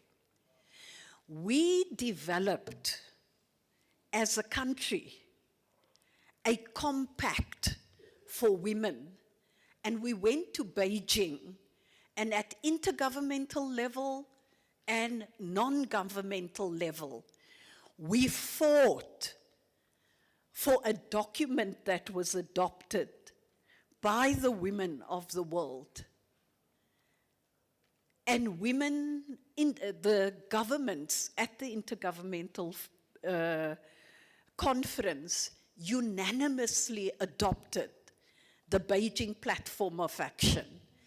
And earlier, there was a reference made that nothing should be done for women without them. That declaration was the compact that was developed by women for the women of the world. And we said we must fight to protect that compact. And I'll come back to why that must be done. And mind you, Cabinet adopted a plan of action. So what we're talking about is not airy-fairy things out there. It's what should be done. So the third issue is that we said there's a need for a movement across the African continent that will hold our governments accountable to that compact and commitment they made in 1995. Now, 31 years later, we must hold them accountable to that. But on the African continent, we must also hold governments accountable to all these normative instruments that they have adopted at the level of the African Union in the Executive Council. Because all this doesn't mean anything for the women of Kakamas, for the women of Vryburg, for the women of Hanover Park, if it's not translated into action. Because declarations are wonderful, but they are just declarations. And that's why I'm here today. So I'm here as a veteran as well. I've been here before in different incarnations. And I walked a path with many other women where we say to people, you don't tell us certain things and think we don't understand. Not only do we understand, but we've walked those roads. And we've walked the back roads, and we've walked the main roads. We know where the challenges are, and we will hold people accountable. And we don't hesitate to raise what has not been done and what can be done, because we've earned our stripes. We come from the liberation movement. We've trained in Umkhonto weSizwe. We've returned back and always seen ourselves as activists, and we'll remain activists. So we'll always have our boots on, and we'll wear a helmet if required, so that there is a lamp that shines. And I'm impressed today that the young woman who spoke is on a significant portfolio committee. That never happened before. That's the democratic dividend. That means every child, every girl, every boy has an opportunity they never had before. And don't let anyone tell you anything different. Don't let anyone tell you anything different. Because this came through blood, sweat, and tears. And we're not just talking about the past, but look, the past we must be proud of. And we can't ignore it, but we also look forward. So I do want to say the Women's Parliament is a bold initiative. And listening to the interventions today, from the judiciary, from Parliament, and our speaker laid it out, from the provincial legislators and all, listening to the mayor. We've done well, but we can and must do more. We can and must do more. So I'm here, and I rise not to commemorate, but to call this house, the Women's Parliament, to account and to compel us all to listen. I bring to this podium, as I said earlier, the collective voice of the Beijing Plus 30 Pan-African Women's Movement. And I place it before you under a theme that's both a war cry and a covenant. Wathint Abafazi, Wathint Imbokodo, you strike a woman, you strike a rock. But I'm told that our young women don't really like this Imbokodo bit.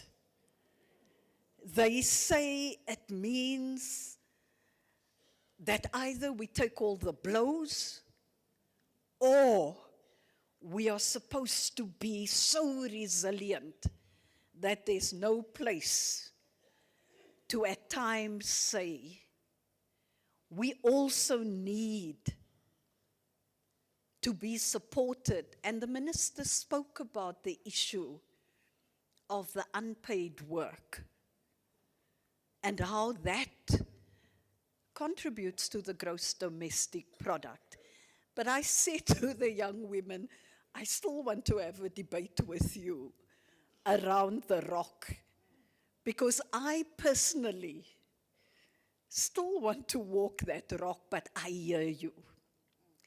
So we meet, as was stated this morning, at the convergence of three monumental moments.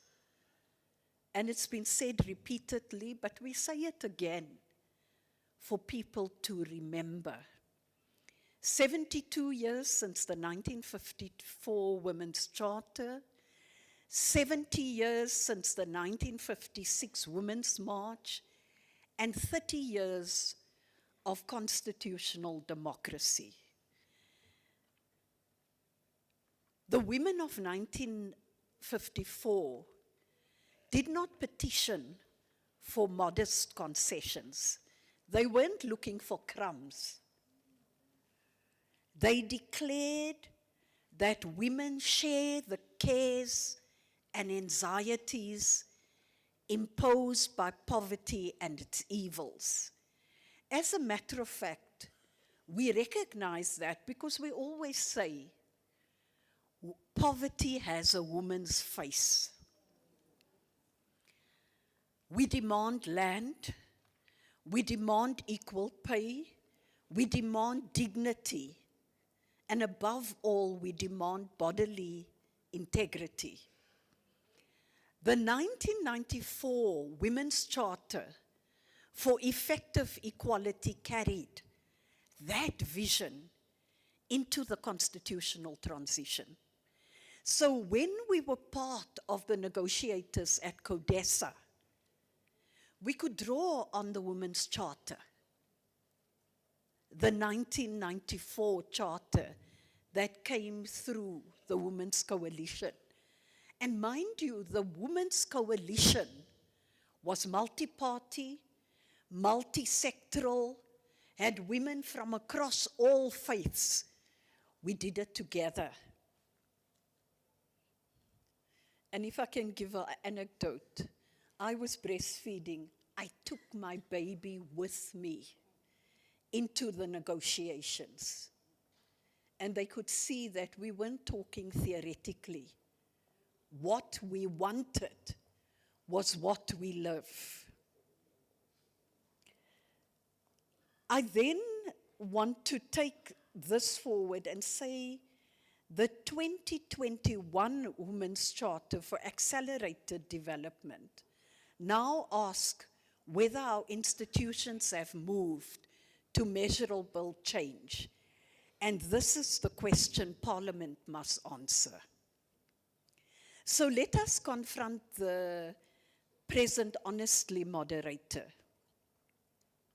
Globally and across our continent, the gains of the Beijing Platform of Action are under organized, well-resourced backlash. The attack is not only the denial of formal rights, it's the hollowing out of those rights through inaccessible services, underfunded mandates, and cultural rollback. And nowhere is this clearer than in sexual and reproductive health and rights. South Africa has progressive laws, and yet a young woman can still be turned away from a clinic by stigma, supply shortages, or insecurity.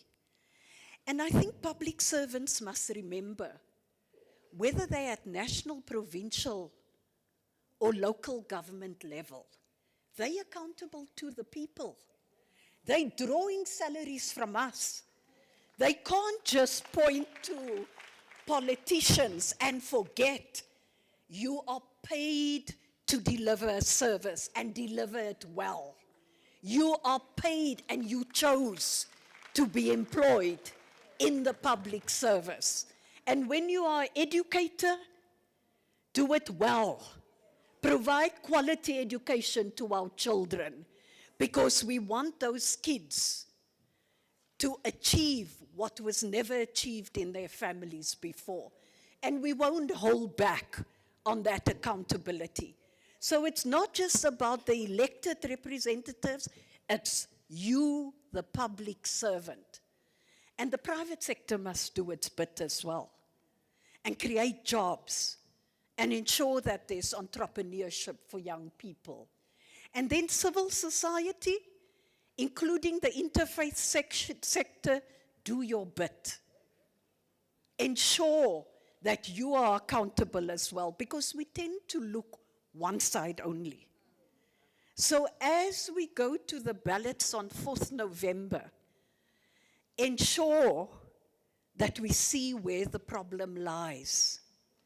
And don't allow people to be populist and misdirect us and pointing to the wrong people instead of dealing with the realities where they should.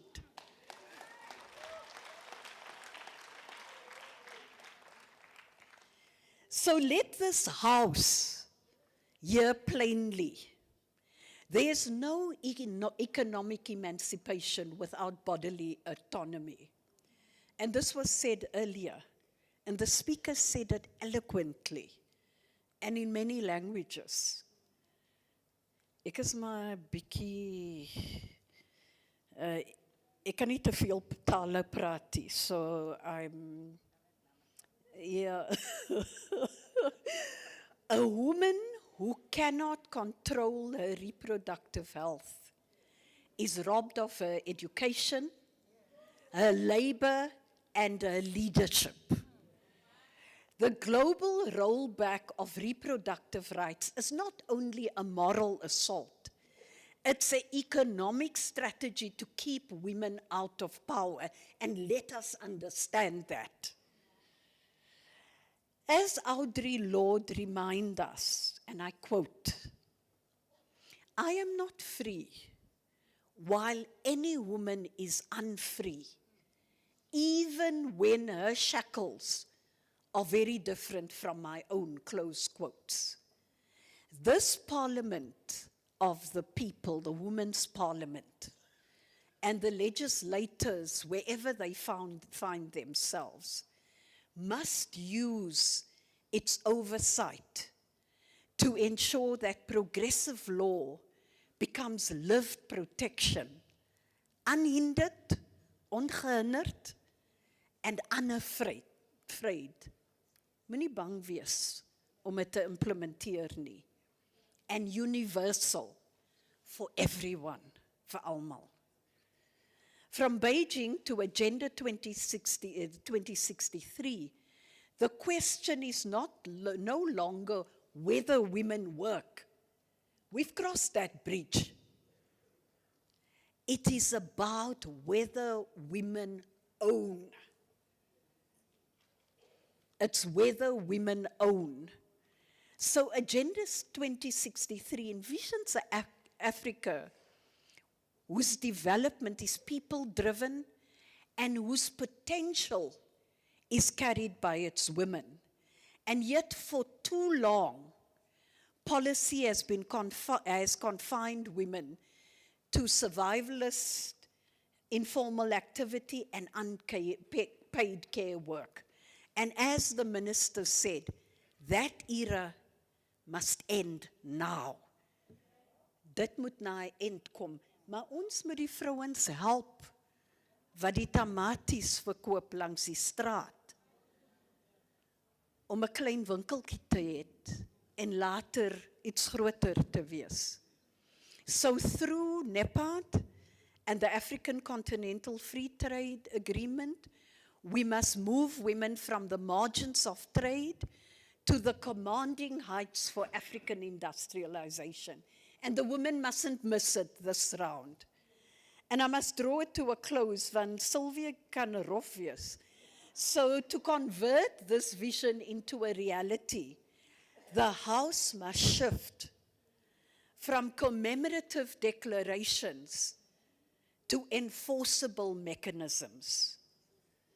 Gender-responsive budgeting, and this must be transformative, must be institutionalized across all spheres of government. Every rand appropriated must be audited for its impact on women's socio-economic advancement. And on legislation, from policing gender-based violence to enforcing parity, whether it's in corporate procurement, the laws we pass must be enforceable and consequential. It must be enforceable and consequential. And don't tell people that you must roll back. This BEE only benefited a few. Even those few would not have had it. And on actionable oversight, the recommendations of this Parliament must be tracked, reported on, and implemented, not archived. And none of this can be achieved without intergenerational co-leadership. So let me jump that bit and go to the conclusion. So moderator, commemorations, we can get tired of it. Ons kan moeg word if they are just rituals. But hope is not a feeling. Hope is a discipline. The women of 1954 drafted their charter when power was against them. And they marched, the 20,000 marched in 1956, not because they had power, but because they knew they were power. The backlash we face today is loud precisely because it is losing. Let us leave this sitting not with nostalgia, but with a resolute legislative commitment to bodily sovereignty, economic ownership, and intergenerational power. Because as Dr. Amina Mama reminds us, and I quote, African feminism is not imported. It is not a reaction to Western feminism. It is born out of our own struggles, our own history, and our own visions for the future. We are those struggles. We are that history. And today in this Parliament, we demand that future. Thank you. Mbongwe. Thank you very much, Comrade Geraldine. When we came back from Beijing, Babiki, do you remember, they still, whenever we stand up for anything that is for the rights of women, they say, woo, the Beijing plasters. Those ones are from Beijing. We had actually, after Beijing, we had a title. Whenever we were speaking about women's empowerment, Beijing was the cause of everything. But we also outgrew that one. We went through that one, and we are here where we are. Just interesting, when you were speaking about the issues of Africa, I was thinking, I'm going to say something now, but I want to tell Comrade Geraldine that I am the Vice President of the SADC Parliamentary Forum. So, and yes, and Sistogo is the chairperson of the African chapter of the IPU, the Inter-Parliamentary Union. So we made some strides. There you must come for us. I am a member of the Women's Caucus of the SADC Parliamentary Forum. So we are doing model laws, trying to get all the SADC countries to on gender-based violence or on child marriages and things like that, because that is the kind of issues that we are dealing with in other countries more. If you look at the issues, and gender-based violence is not so nuanced as or pronounced as we are doing it and putting more issues, but we have found through studies that it is a serious problem across the continent. So that is the issues. So, members of the Women's Parliament, let me stand on the protocol that is already established. Before we come to the end of our session, let me just reflect a little bit on the process of the Women's Charter. I think the speaker before me said a lot about the 1954 Women's Charter, where it was a multiracial, multi-sectoral, and other women that was from all walks of life. They had an urgent task to make sure that they respond to apartheid, to make sure that women are protected from the same areas of things that South African black people have been experiencing. So this was not a list of complaints, it was a vision. It was a vision for how women want to really see equality. There was someone that interviewed me on the radio and asked me, what was the motivation for the Women's Charter in the first instance? And I said, people say that there was inequality and there was injustice. I said, no, there was no justice. And there was unequal justice. I said, no, there was no justice. Because just by walking in the street after 9 o'clock at night, you could be arrested. Is that justice? There was just no justice. The women of 1956, actually, you know, it's interesting when you listen to people like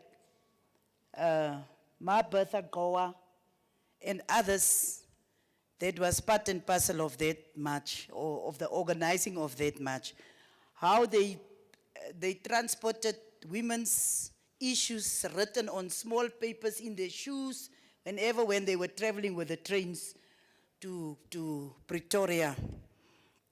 And the one interesting one that I will never forget that she told us is that most of the domestic workers, they actually asked them to put the children of the bosses on their backs. And that is the reason why there was no shooting on that day. Because white children, in actual fact, as babies, was part of that march. They were part of that march. And it was something that we got from someone that was there that could tell us. So, women, although they were not equal, they were not treated equally, they fought for their own equality. And where we are today is that when we look at the statements that was made by the two Women's Charter documents, it was very clear that if you don't do it for yourself, no one is going to do it for us. And that is the reason why women was there. So I told you before of someone called Maburoto. So in 2019, when we came to the parliament for the first time from the Northern Cape, after my stint as a premier here, she came to me and she said to me, all of us are very busy, frolic them, and I didn't even know these people, but all of them were very busy setting up the sixth parliament. Setting up the sixth parliament. So we are very busy and there must be a women's parliament. She said to me, this year there must be a women's parliament. So when we sat down with Dr. Mbulani, she's here, and she said to me, ma'am, the Women's Charter of 1994, it's 25 years. Can't we go out and do a review of that Women's Charter? And we did go all over South Africa. Some of it during the time of COVID was virtually. We even got more participation because of the fact that Parliament also assisted us to make sure that women have data, and also that we arrange like for 10 or 20 women in a place where we have screens and so on, they could assist us. It was just to review, to take stock of the achievements and to assess the systemic weaknesses.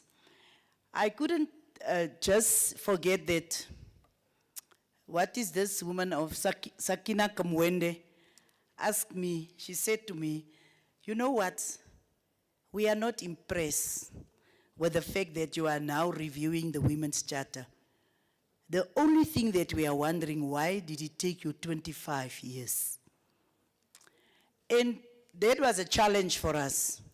So we went back and we looked into the statutes and all of the things, and we saw that there was a lot done, but the issue was implementation. The issue was definitely implementation. One of the big achievements through our process of the Women's Charter was the issue that the legislation on the marriage regime was totally amended. Because, and it was one of the consultations, the Muslim women actually in Cape Town asked me for a session with us on the Women's Charter review. So we met them on top, what is that, Frolic, what is that room on top of the chambers in Parliament? Where Praveen nearly boxed the EFF people, what is that room number? 249, we met them in E249, and what they said to us, they said, black woman, that is now African woman, have got customary marriages. Muslim women have got nothing. There is nothing that speaks for women in a Muslim marriages. And we didn't know that because of obvious reasons. So we called the Law Reform Commission, we called the Minister of Home Affairs and everyone else, and we sat down with that woman. And then other people came. The women of customary marriage came, they said, our husbands take other wives and they don't consult us and things like, and we realized it was a very serious issue. Just that one issue was a very serious issue. And that is when we started to work with the Law Reform Commission, with the minister, and today we've got an amended legislation on the issue of marriages. We have got and that is why I'm saying, when we assess, we must also speak about the issues that we achieve through the work that we have done. We were the first to call all the different commissions together, and we also work with the human sciences, Sebu? Is it human of health sciences or human sciences? But we work with them on the issue of femicide. Remember, we had gender-based violence, domestic violence, but the issue of femicide was not an issue. And then they brought us a report on murders of women in intimate relationships and so on. So because of that engagement and of that interaction, we could get the executive so far to act the issue of femicide. What I was also very happy that session that we had, the Social Transformation Committee of the ANC, chaired then by Lindwe Sisulu, requested us to bring the same people to the ANC commission to discuss that issue, subcommittee, to discuss that issue, and we got results out of that. Today, the issue of femicide is part and parcel of the whole gender-based violence issue. So many things that we didn't experience before, we could, through this review of the Women's Charter. I just want to conclude, is it fine? So the session of 1994 led us to adopting the 2021 Women's Charter for Accelerated Development, and it was not just a new document, it was a diagnosis. And what we found was that there was good laws, weak delivery, fragmented efforts and working in silos, budgets that are gender blind, because it is still one of the issues that need to be corrected, that we don't have budgets that is particularly speaking to the gender equality. We need to continue to forge a common vision and build a comprehensive social compact with a clear program of action to realize the inspiration of the Women's Charter. We will need to push for a resolution to review the non-binding nature of the gender-responsive budgeting, planning, monitoring, and evaluation. It cannot be a nice to have in a Treasury circular. We call for gender-responsive budgeting to be legislated and to be binding. We call for the strengthening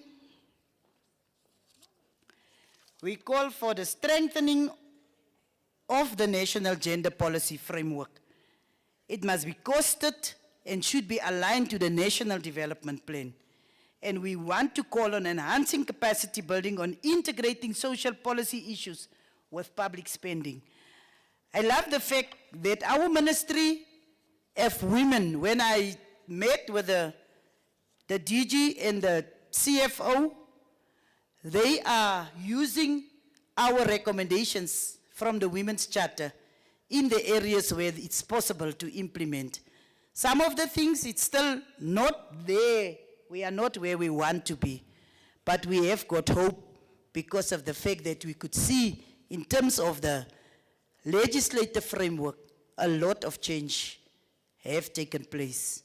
So, with that said, let me really express my appreciation to all the panelists or those that came to do presentations, who take time out of their busy schedules, and I'm particularly very, very, very appreciative of the fact that you could have our veteran here. Comrade Geraldine is not only a national figure, she's also an international figure. She was in the World Bank. Is it correct? In the African Development Bank. But she was also one of the first ones that actually led us in international women's platforms. And we really want to appreciate the fact that she could buy out time to be here with us. We wanted to do it long ago. It's just that it's only now that it materialized. But I want to thank the Deputy Chairperson of the NCOP and his staff and the Chairperson of the Chair of Chairs. Hy word me so gesê daar so. Honorable Frolik, for giving me the honor to be able to chair this high-level session. Thank you very much, and I will give over to the Deputy Chairperson. Thank you.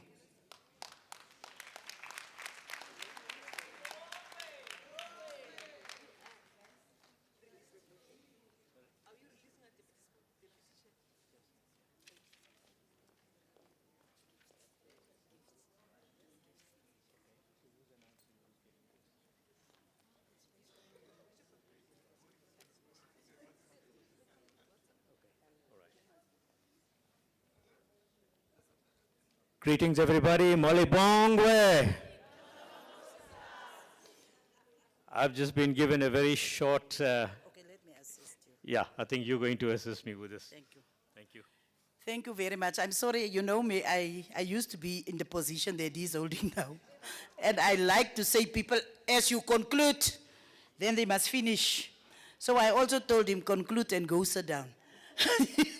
But I'm calling on the Deputy Chairperson and the Chair of Chairs to be here in front to hand over some tokens of appreciation to our panelists. Is panelists, ne? Help me with English.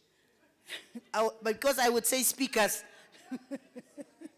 So let us start with Honorable Fraser Moleketi, as you are sitting there, so that they will give you a present.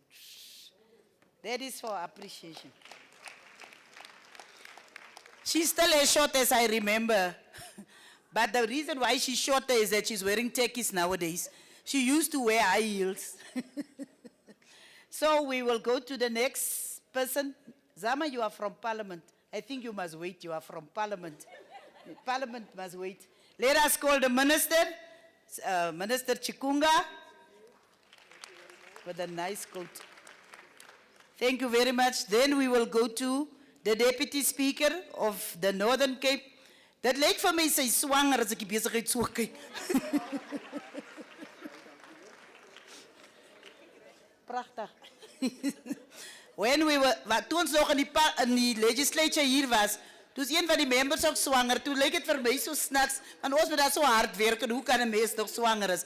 Maar toe besef ek, dit is onze orientation, want jy het die reg om jou baba te verwag, als jy ook in watter posisie. Ja, nee. And then we will give to the, okay, let me take Martha Bartlett because she's older than Mase Manapulo.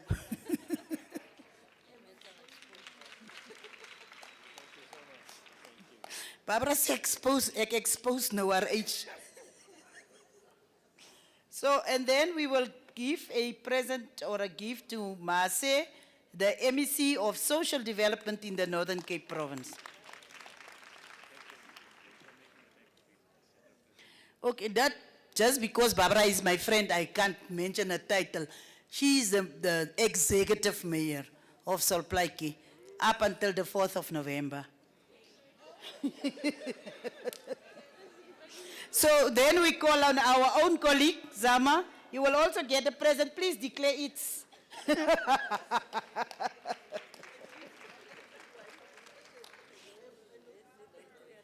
Thank you very much. We thought we could go for lunch, but the lunch is not ready yet, so the next panel will be on the stage. Thank you very much. Thanks for bearing with us.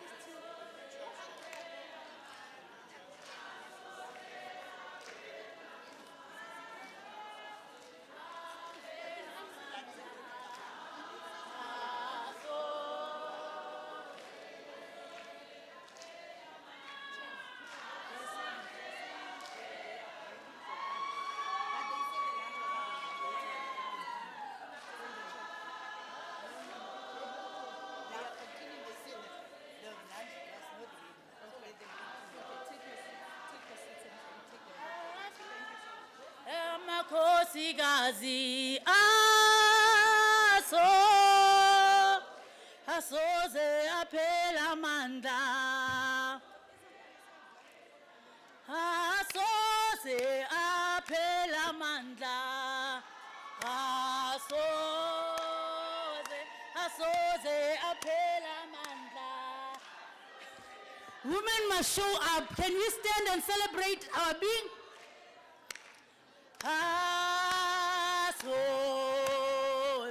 Asoze aphela amandla asoze aphela amandla asoze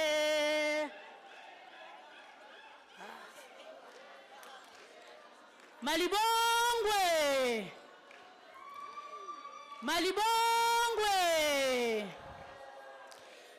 Kimberley Malibongwe igama lamakhosikazi Wathint Abafazi Wathint Imbokodo re lebogile batho ba rona ba mo Northern Cape re kopa re dule fa fatshe session ya rona ya starta ya B2 Re rata go leboga for tshegetso ya lona ka mmino wa lona go a bontshagala gore re amogetswe mo Kimberley. All protocol observed. I want to stand on the protocol that was earlier established, recognizing those who were not noted. We have seen different sectors, from persons with disabilities and LGBTQIA plus society, and we have seen others, they have scarves from Kosatu. We see you, we greet you in the name of Malibongwe. My name is Jane Sebuletse Mananiso. I'm the member of parliament in the NCOP. Most of the people, they don't know NCOP. NCOP is the National Council of Provinces. So all of us that are in the NCOP, we are the ones who are championing the interest of 9 provinces. So I'll be the moderator of this session. And the good news about this session is that everybody who was invited on our panel is available and they are here and present. Can we give them the round of applause? Malibongwe. We don't have apologies here. You must know that whatever that is going to be shared in this session, you would need to touch down so that when we come for questions and answers after lunch, we are able to engage. I want to thank the Madam Speaker for setting the tone and setting the stage up until to the last speaker about where we come from, where we are, and what needs to be done. So our work, it's simple with our panelists, is to say with whatever that we have traversed as women as a journey, where are we and what needs to be done rigorously and radically so. We have spoken with our panels that we are not going to waste time. We'll be touching on issues that you came here with, carrying them from your wards, from your street, from your household, because we want to reconstruct in terms of the women development and emancipation. So members, I want to make it clear to all of you that this session is about answering from implementation plans to budget to action. We are all about that now in terms of this session. We are not saying we are blaming each other. We are saying we have done this up until this far, and what is it that we can close the gap on. With us, we have Commissioner Nomathubi Kwinana from South African Human Rights Commission. Can you just raise your hand so that they can see you, Mama? And our next speaker would be the Commissioner Siham Samai from Commission for Gender Equality. Can you greet, ma'am? And then we have Ms. Annelina Tandiwe Mfulo from National Chairperson of Disabled Women of South Africa. Remote re kaofela. Woza nawe. You can see that we are an integrated team.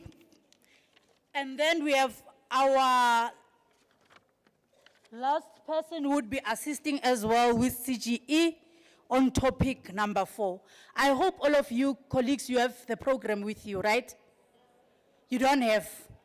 All right, thank you. But I think digitally we do have.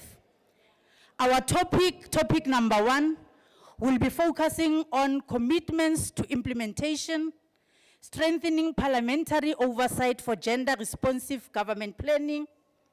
Our focus is assessing Parliament's role in ensuring that government translates gender equality commitments contained in the Women's Charter, the Constitution, the NDP 2030, and the MTDP 2024-2029. Into effective planning, budgeting, implementation, and measurable outcomes for women. So our panel and all of them, they have thematic questions that they will be dealing with. The first question for our Human Rights Commission is, how can Parliament ensure that gender equality commitments are included in planning, budgeting, implementation, and have measurable outcomes for women in all government departments. So bagolo baka mo sessioning ya gona nong mo speaking sa rona re batla a re tlhalosetse gore re na le melaotheo e mengata-ngata yana e re editseng from nakong ya 1954, 1956, 2021 ke eng se leng gore ke eng research se leng gore ke eng se ka thusa rona re le bomme ba South Africa go tswella pele le go tswellisa setšhaba.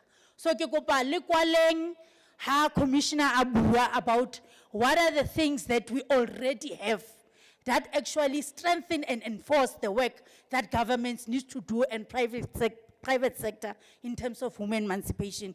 Over to you, Commissioner Winana.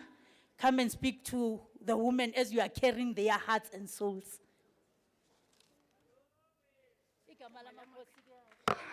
Wathint Abafazi.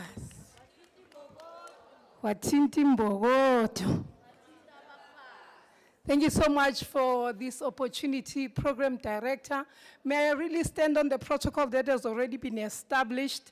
I do note, though, that never at any point were Chapter 9 institutions recognized. Coming from a very sore heart. So members of parliament, if you do come to the podium at any point, please do remember that we are here. Now, the question that I've been asked to speak to, and I've been asked to try and speak from the heart, because I really don't want to lose the audience that is in front of me. Truth be told, in South Africa, we've got the most progressive laws, and I think you've already heard that from some of the speakers.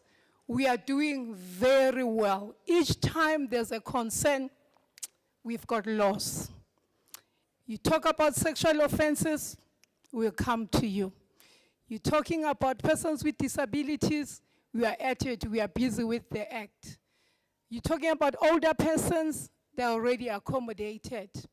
You're talking about women issues, we do have laws that are governing that. But the paramount one is our Constitution. And I think that's where we need to start. Section 9 is clear. It talks about equality. And equality is for everyone. So it's not selective. And if you look at our Constitution, and that's where you start, then you realize that you don't even need all the other laws once you've looked at our Constitution. Then you go to Section 10. Section 10 is saying to us, dignity is paramount. Now the question is there dignity in some of the issues that have been raised this morning? Is there equality even? And I say to you, there are certain instances that you might plausibly say, yes, we see it, but there are instances where you probably say that we still need to work hard in that space. Now the issue is, Parliament, where do you locate yourself? You've got the Constitution that governs you, and then we ask you, are we doing enough? I come from a Chapter 9 institution that produces reports. Parliamentarians, we then come to you because we want to ensure that those that are responsible are held to account. Then we bring the report, and like we did in April this year for Northern Cape on service delivery. Have you seen it? Did you see us? We did a lot of work. A lot of your municipalities, they've got sewer spillages, right? There's no water. There are issues about accounts. Then we come to you, Parliament, and we say, as for Northern Cape, please, Premier, declare it a disaster. Did you see that? Did you see it? Am I talking to people that are, do you look at our channels? We've got a YouTube channel. You know, Northern Cape, you are the highest. If there's lots of people from Northern Cape, You were the highest viewers for the first time in the history of the South African Human Rights Commission. Okay. I apologize. Should I stay here? All right. You are the highest viewers, and that was really soothing for us as the commission, because we noted that you were seeing the work, the good work that we are doing for you as the province. Now, when we come to you parliamentarians and we say, here's the report, which in terms of section 184 of the Constitution, it says we must do a report, and then which educates parliamentarians, which educates those that are in power to ensure that everybody experience section 9, which is equality. They experience section 10, which is about dignity. The issue is, what do you do with those reports? Are they gathering dust? We were seized with people that came before us, that are appointed municipal managers, that do not know what an IDP is, what the IDP is supposed to do. And I was saying to them, but do you realize that there's so much power in that IDP? With the IDP, you can ensure that the land that we have is used optimally. It is used to ensure that we've got schools.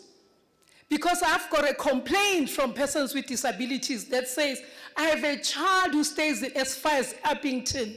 That child is not able to access a school in Uppington. They have to be brought all the way to Kimberley. Does it make sense? When there's so much land in this province. So clearly somebody is sleeping on the job. Wouldn't you agree? Someone is sleeping on the job. Not only that, then they say to us, oh, we've got very high numbers of unemployment. And then I say to them, the IDP is where you're supposed to find your answers. The IDP will tell you that you're supposed to have contracts with these private sectors. People that are mining in your province, they must have an agreement that says they will be feeding back into the province. And then I asked, have you used it? No. Why? Because nobody understands what I'm talking about. So when we appoint people to these positions, it's important that they are schooled into what is it that they're expected to do. It does not make sense to appoint people that will just come there and warm those seats and do absolutely nothing. Now, that's where accountability plays a pivotal role. Now, it means parliamentarians and you members of the society, when you appoint people, you must be able to look at whether are they credible. Because then we also found that corruption cases, lots of corruption cases are in court in this province. We had someone who had been on leave for more than 2 years and they were getting a salary. That's your province. But then what it says to us is, what are we doing about that? So as the people in the province, do we understand the role that we also have as members of the community, but also then parliamentarians, what are we doing about it? The report is out. All it needs is implementation. So we are told that South Africa is very good with laws, but when it comes to implementation, we are nowhere to be found. Is that true? Is that true? So what do you plan to do about it? It's an indictment on each and every one of you seated there to say, what difference am I making in my space as a human rights activist? Now, when we talk budgets, and I'm sure I'm just going to go all over the place because my 5 minutes will soon be over. When you talk about budgets in the commission, we are saying they must have human rights lens. We are saying when the Treasury gives money to Northern Cape, it can never be the same as what they give to Gauteng. Why? Because Gauteng has moved a mile when you look at their development. And when you come to Northern Cape, you find that they still need a lot of other things to happen. So if we put a human rights lens in everything that we do, then we will be able to achieve a lot. So that is why we've come up with a focus area that's called business and human rights. So in that focus area, we approach the Treasury and we are saying, going forward, do things differently. And I just want to throw another issue to you. We had a food inquiry where we are told by women in this province that they are suffering from poverty. During the time when they cannot work in the farms, they have to stay at home. When they are home, then they are not getting paid. When they are not getting paid, they can't feed their children. Then it means they are going to suffer from hunger. We've got a lot of children that are suffering from stunting. So what can we do to make this situation better? There are a number of recommendations that have come up. Things such as, when a woman is pregnant, they must have a grant. What do you say to that? Somebody's saying no, and these are women, eh? Remember what they said? They said sometimes you find that women are oppressing women. Now, the situations are not the same, and you might be looking at it from an angle that it definitely does not represent human rights lens. Because you are speaking from a privileged position. And then most people that speak from privileged positions is because they know where to go to. They already have a leverage. And it is easy for them to just say no to these recommendations. So whatever you do, please remember, human rights is important. Thank you so much. Malibongwe. Igama lamakhosikazi. Bagolo ba ka itse gore ke topic e le ratang a kere le notile a kere go buile gore seemo sa lona mo Northern Cape ke eng in terms of the outcomes of human rights. So le tlo mo botsa gore lona jaaka baagi le tlo thusagala yang le bereke le bone a kere go etsa sure gore those recommendations are being implemented by your government. The nice thing about South Africa is we are a democratic country. There's no way that anyone could say that they cannot participate, right? So only feel mofago, only feel matla on what is it that needs to be done. Mo maspaleng wa lona. Incompetent senior managers, le utlwile ke go alena batho ba right go tsamaisa puso ya mo selegaeng. So le thusagetse ka jeko le tlotla after lunch gore le thusa yang gore re thuse go tle le setšhaba. Re lebogile Commissioner, and thank you for those remarks and not leaving that what is important based on your recommendations. Now I will call upon Commissioner Siham Samai from Gender Equality. She would be speaking on the issue of 30 years of constitutional democracy and advancing women equality, dignity, and socio-economic rights through accountability, an assessment of the fulfillment of constitutional obligations relating to women equality, dignity, and socio-economic rights, with particular attention to accountability, mechanisms, and the lived realities of our women. Her guiding question is, how effective are accountability mechanisms in assessing the fulfillment of the constitutional obligation on women's equality, dignity, and socio-economics? So the issues that you will be touching on, it's basically on that. Equality and issues of socio-economics in terms of our today's agenda. Over to you, ma'am. And please don't forget to give them umpako as well on the questions that when we engage, they would need to engage on so that they help us to take this government forward. Thank you. Thank you. Okay. I would say, I wanted to say all protocols observed, but I'm going to just quickly greet Honourable Speaker, Honourable Ministers, Members of Parliament, Provincial Government, but in particularly the Chapter 9s. I am, as a fellow Chapter 9, recognizing the Human Rights Commission, but in particularly the women that are here, that came from the breadths of the Northern Cape. You are here today, and I just wanted to say good afternoon. But also I want to just begin. I know I have 5 minutes, but we cannot speak about women's equality without speaking about land. We cannot speak about land today without speaking about climate change.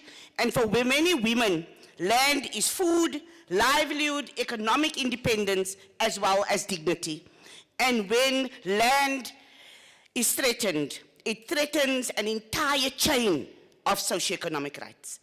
And I want to just indicate, Madam Speaker, as well as Honourable Minister, yesterday we met, not just at CGE, but also at civil society that came to the Northern Cape, and we met with subsistence farmers, agricultural farmers, fisherwomen, climate experts. What they told us was very clear.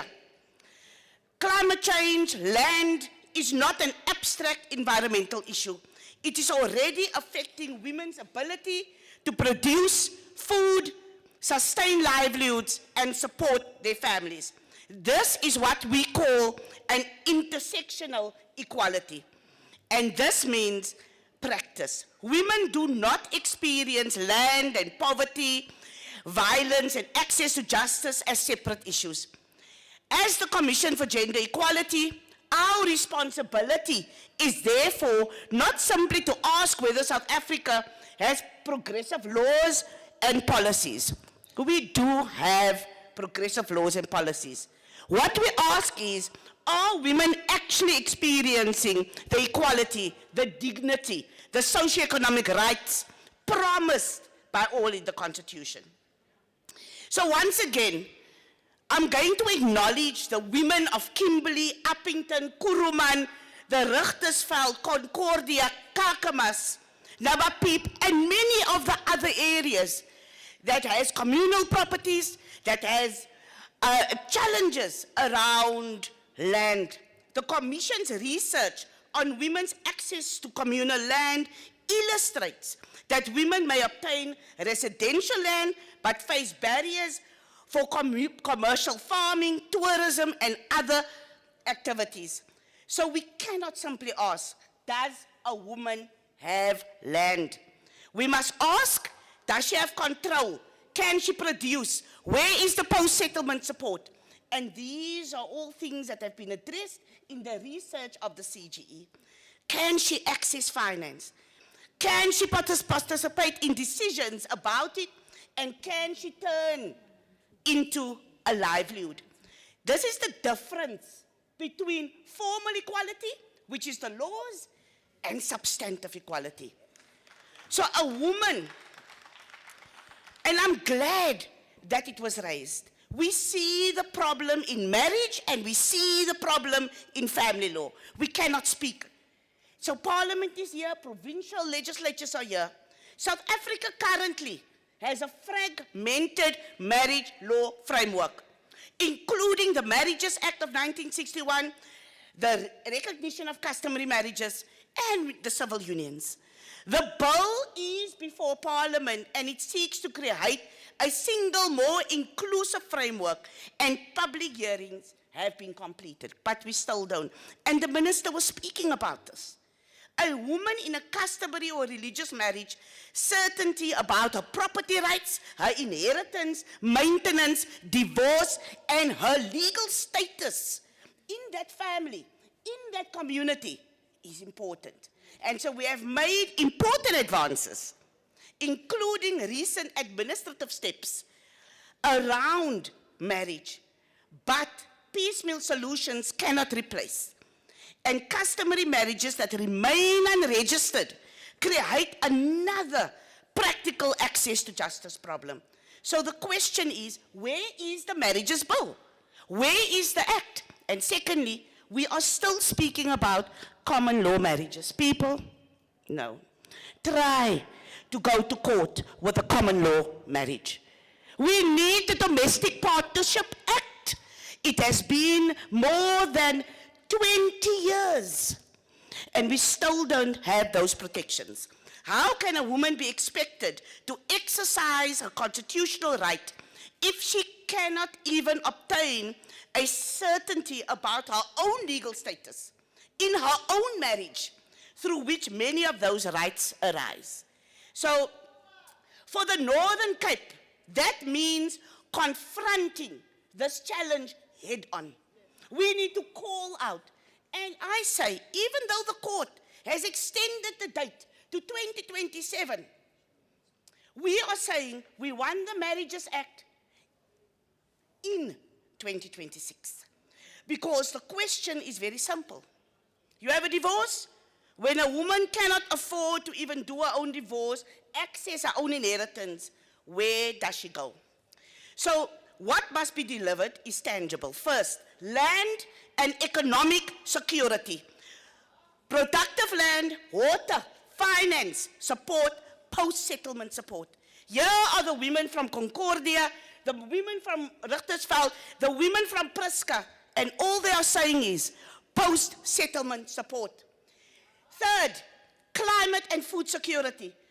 It has been done in our reports. Women must be central to climate adaptation, agricultural planning, and food security.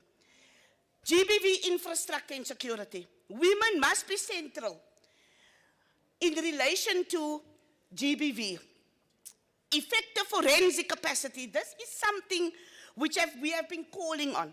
You cannot have an entire province with no forensic lab. You go to Free State, you go to Western Cape, you have data and you have that has to go to another province to be able to come back. Now you can imagine in terms of the delays.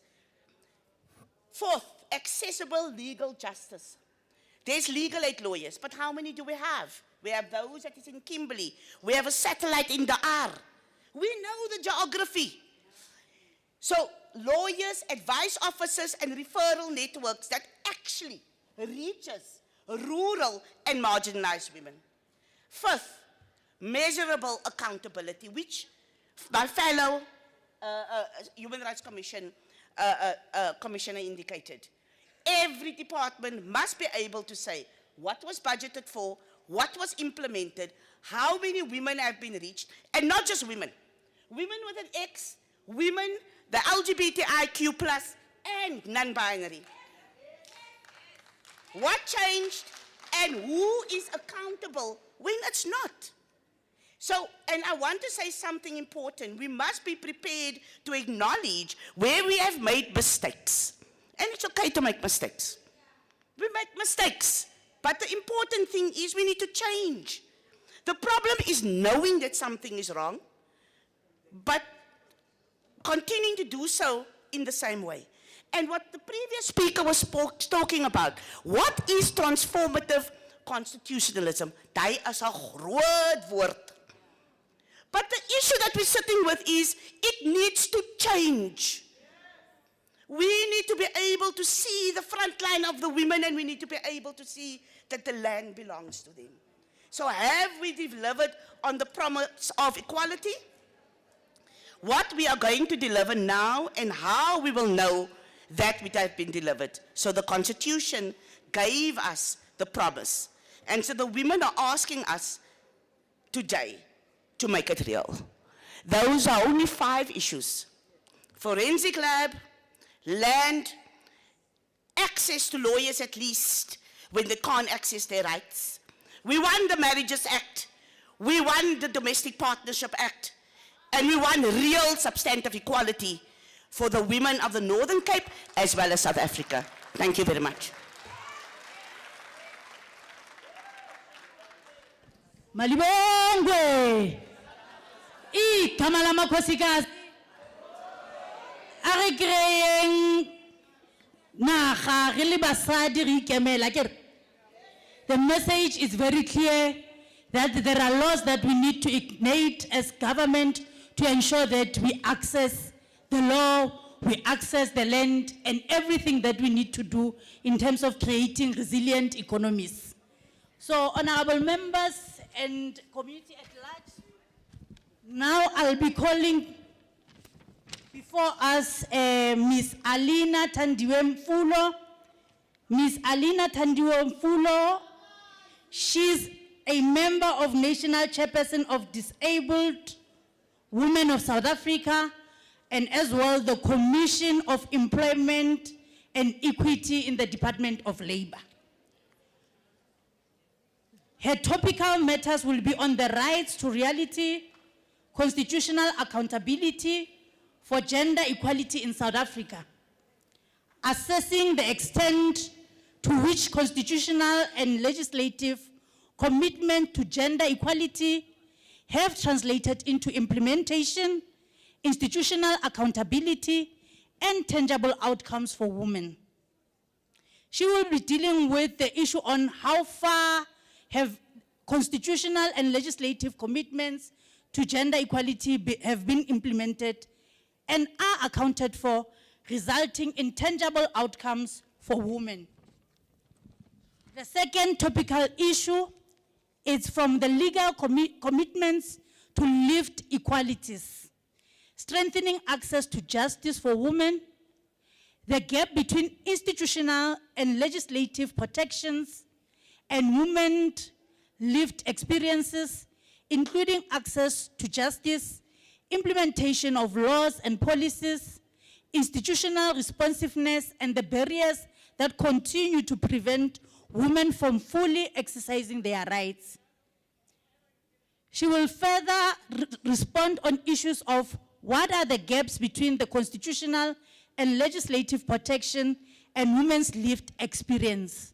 So, honorable members, before you, I want to present the commissioner, and please note, because whatever that she would be telling us, it's something that we must take it as a remarkable strides that us as women have had from the women of 1952, when they were crafting their charter, to 1954, 1956, 1994, and 2021 charters that have been there. So this is just not a person who would be just saying this has been done, but the person who is actually taking us through that, whatever that we're dealing with on gender mainstreaming, gender cost-cutting, and as well institutionalizing the persons with disability issues is a reality in South Africa.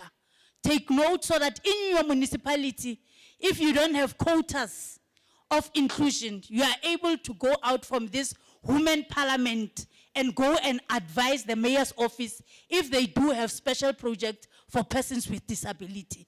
If not, then you are going to be liberated today through the commissioner. Commissioner, over to you, and please share with them the good story of being a South African woman with disabilities. Over to you, ma'am. Thank you so much, Program Director. Kimoteng ekazbunne. Woza now. Good afternoon. Good afternoon, all in the house. I just want to see if my family is here. Where are they? The deaf. How many? Are you alone? The deaf people? I didn't see people with disability who cannot hear. They are not here. You cannot leave my family behind. Your family is here. Okay. Honorable Migon Adonis. I also saw Honorable Christina Mohale. Jace Bunner. Obana familia ketenka moharekam. Guys, good afternoon. I'm just going to make it 2 minutes, if I can make it 2 minutes. I'm so grateful to have this opportunity to contribute to this important discussion on the issues affecting women, whether it's economically, whether it's judiciary. And then this is the freedom that the women of 1954 marched for. You know what they marched for? Dignity, freedom of movement, equality, the right to participate in the country, in our own country. Now, we've got all these legislations. They've been calling us, saying it's all these legislations that we're having, the Constitution of South Africa, PEPUDA, all this legislation that we are having in South Africa. But the question is, how does it affect us as women with disability? Have we done what we are supposed to be doing? And program director, people who give message of support, they are the one who qualify for 5 minutes. Tina, what we want to talk and make input into the whole program, we are supposed to be getting 20 minutes, not 5. I'm a straight talker program director, unfortunately. If something does not sit me well, I'll say it so that you can know, because if I don't say it, how will you know? Now, I was looking at the P20 recommendations, and I'm saying challenges. It's no longer on developing recommendations. We recommend 1, 2, 3, 4. No, it's no more there. It's time for implementation, time for accountability, and we need to measure those results. I'll make it's reality. In Northern Cape, we've got Office on Status of Women. Just ask us, do we have women with disability in that office? When they talk women, are we part of that woman? It's one of the things that makes us to fail. Because disability, we will be having to say you've got an office on status of disabled people. But you as women, where are women with disability? Let me ask the delegates, in your delegations that came here, do you have one woman with disability or a young girl? No, you don't. You don't. Because as women, we don't see other women as being women. And that's what we are saying. It's time for recommendation. And then it's also about women empowerment and economic inclusion. They must translate into real opportunities for women with disability. Do they? I'm raising this just like the previous speaker was saying. People are sitting in offices. Nakilibita the affirmative action. Because affirmative action, come and sit. You are affirmative action. Whether you've got information, you've got experience, you've got knowledge, they don't care. That's why we are failing nowadays. Because we don't include.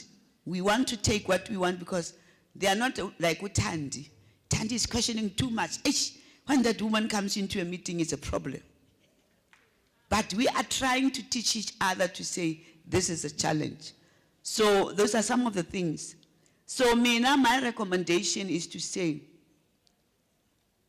we should have a responsible, if I'm a manager in an office that deals with women, I must be able to say I had so many women that I was dealing with, and that data must be segregated. You know what you are doing? Some of the women with disability didn't want to come. They say, they are just taking us to eat and tick the box and say disability was here. And that's it.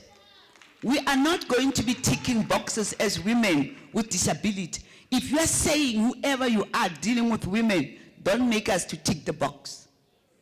We want to be seen and we want to be involved. We want a dedicated budget.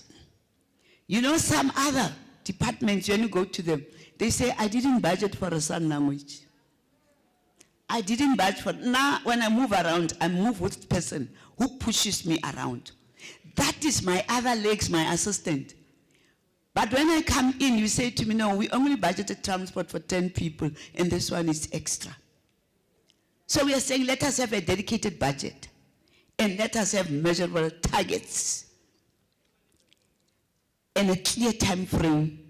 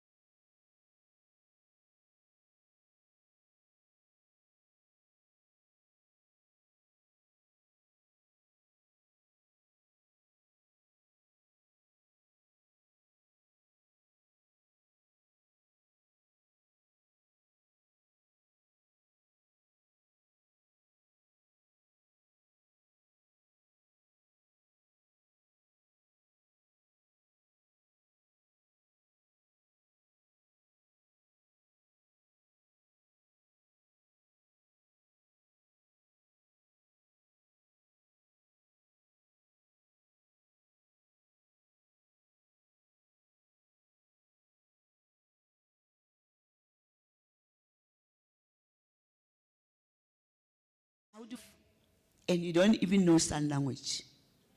How do I present myself? And most of the cases with the Department of Justice and police, they fall under the table. They throw them out because you don't understand disability. So it's time, especially for women, it's time that issues of disability, women support us, and you learn so that tomorrow you should not be where you are. From you to you, with love, thank you. Thank you so much. Thank you. Thank you so much. Thank you, thank you, thank you. Thank you so much. Malibongwe. Igama lamakhosikazi. We just want to take this opportunity to thank our speakers, the panelists for today.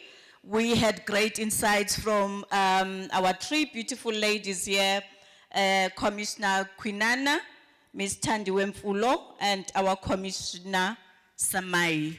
We are going now to have a break.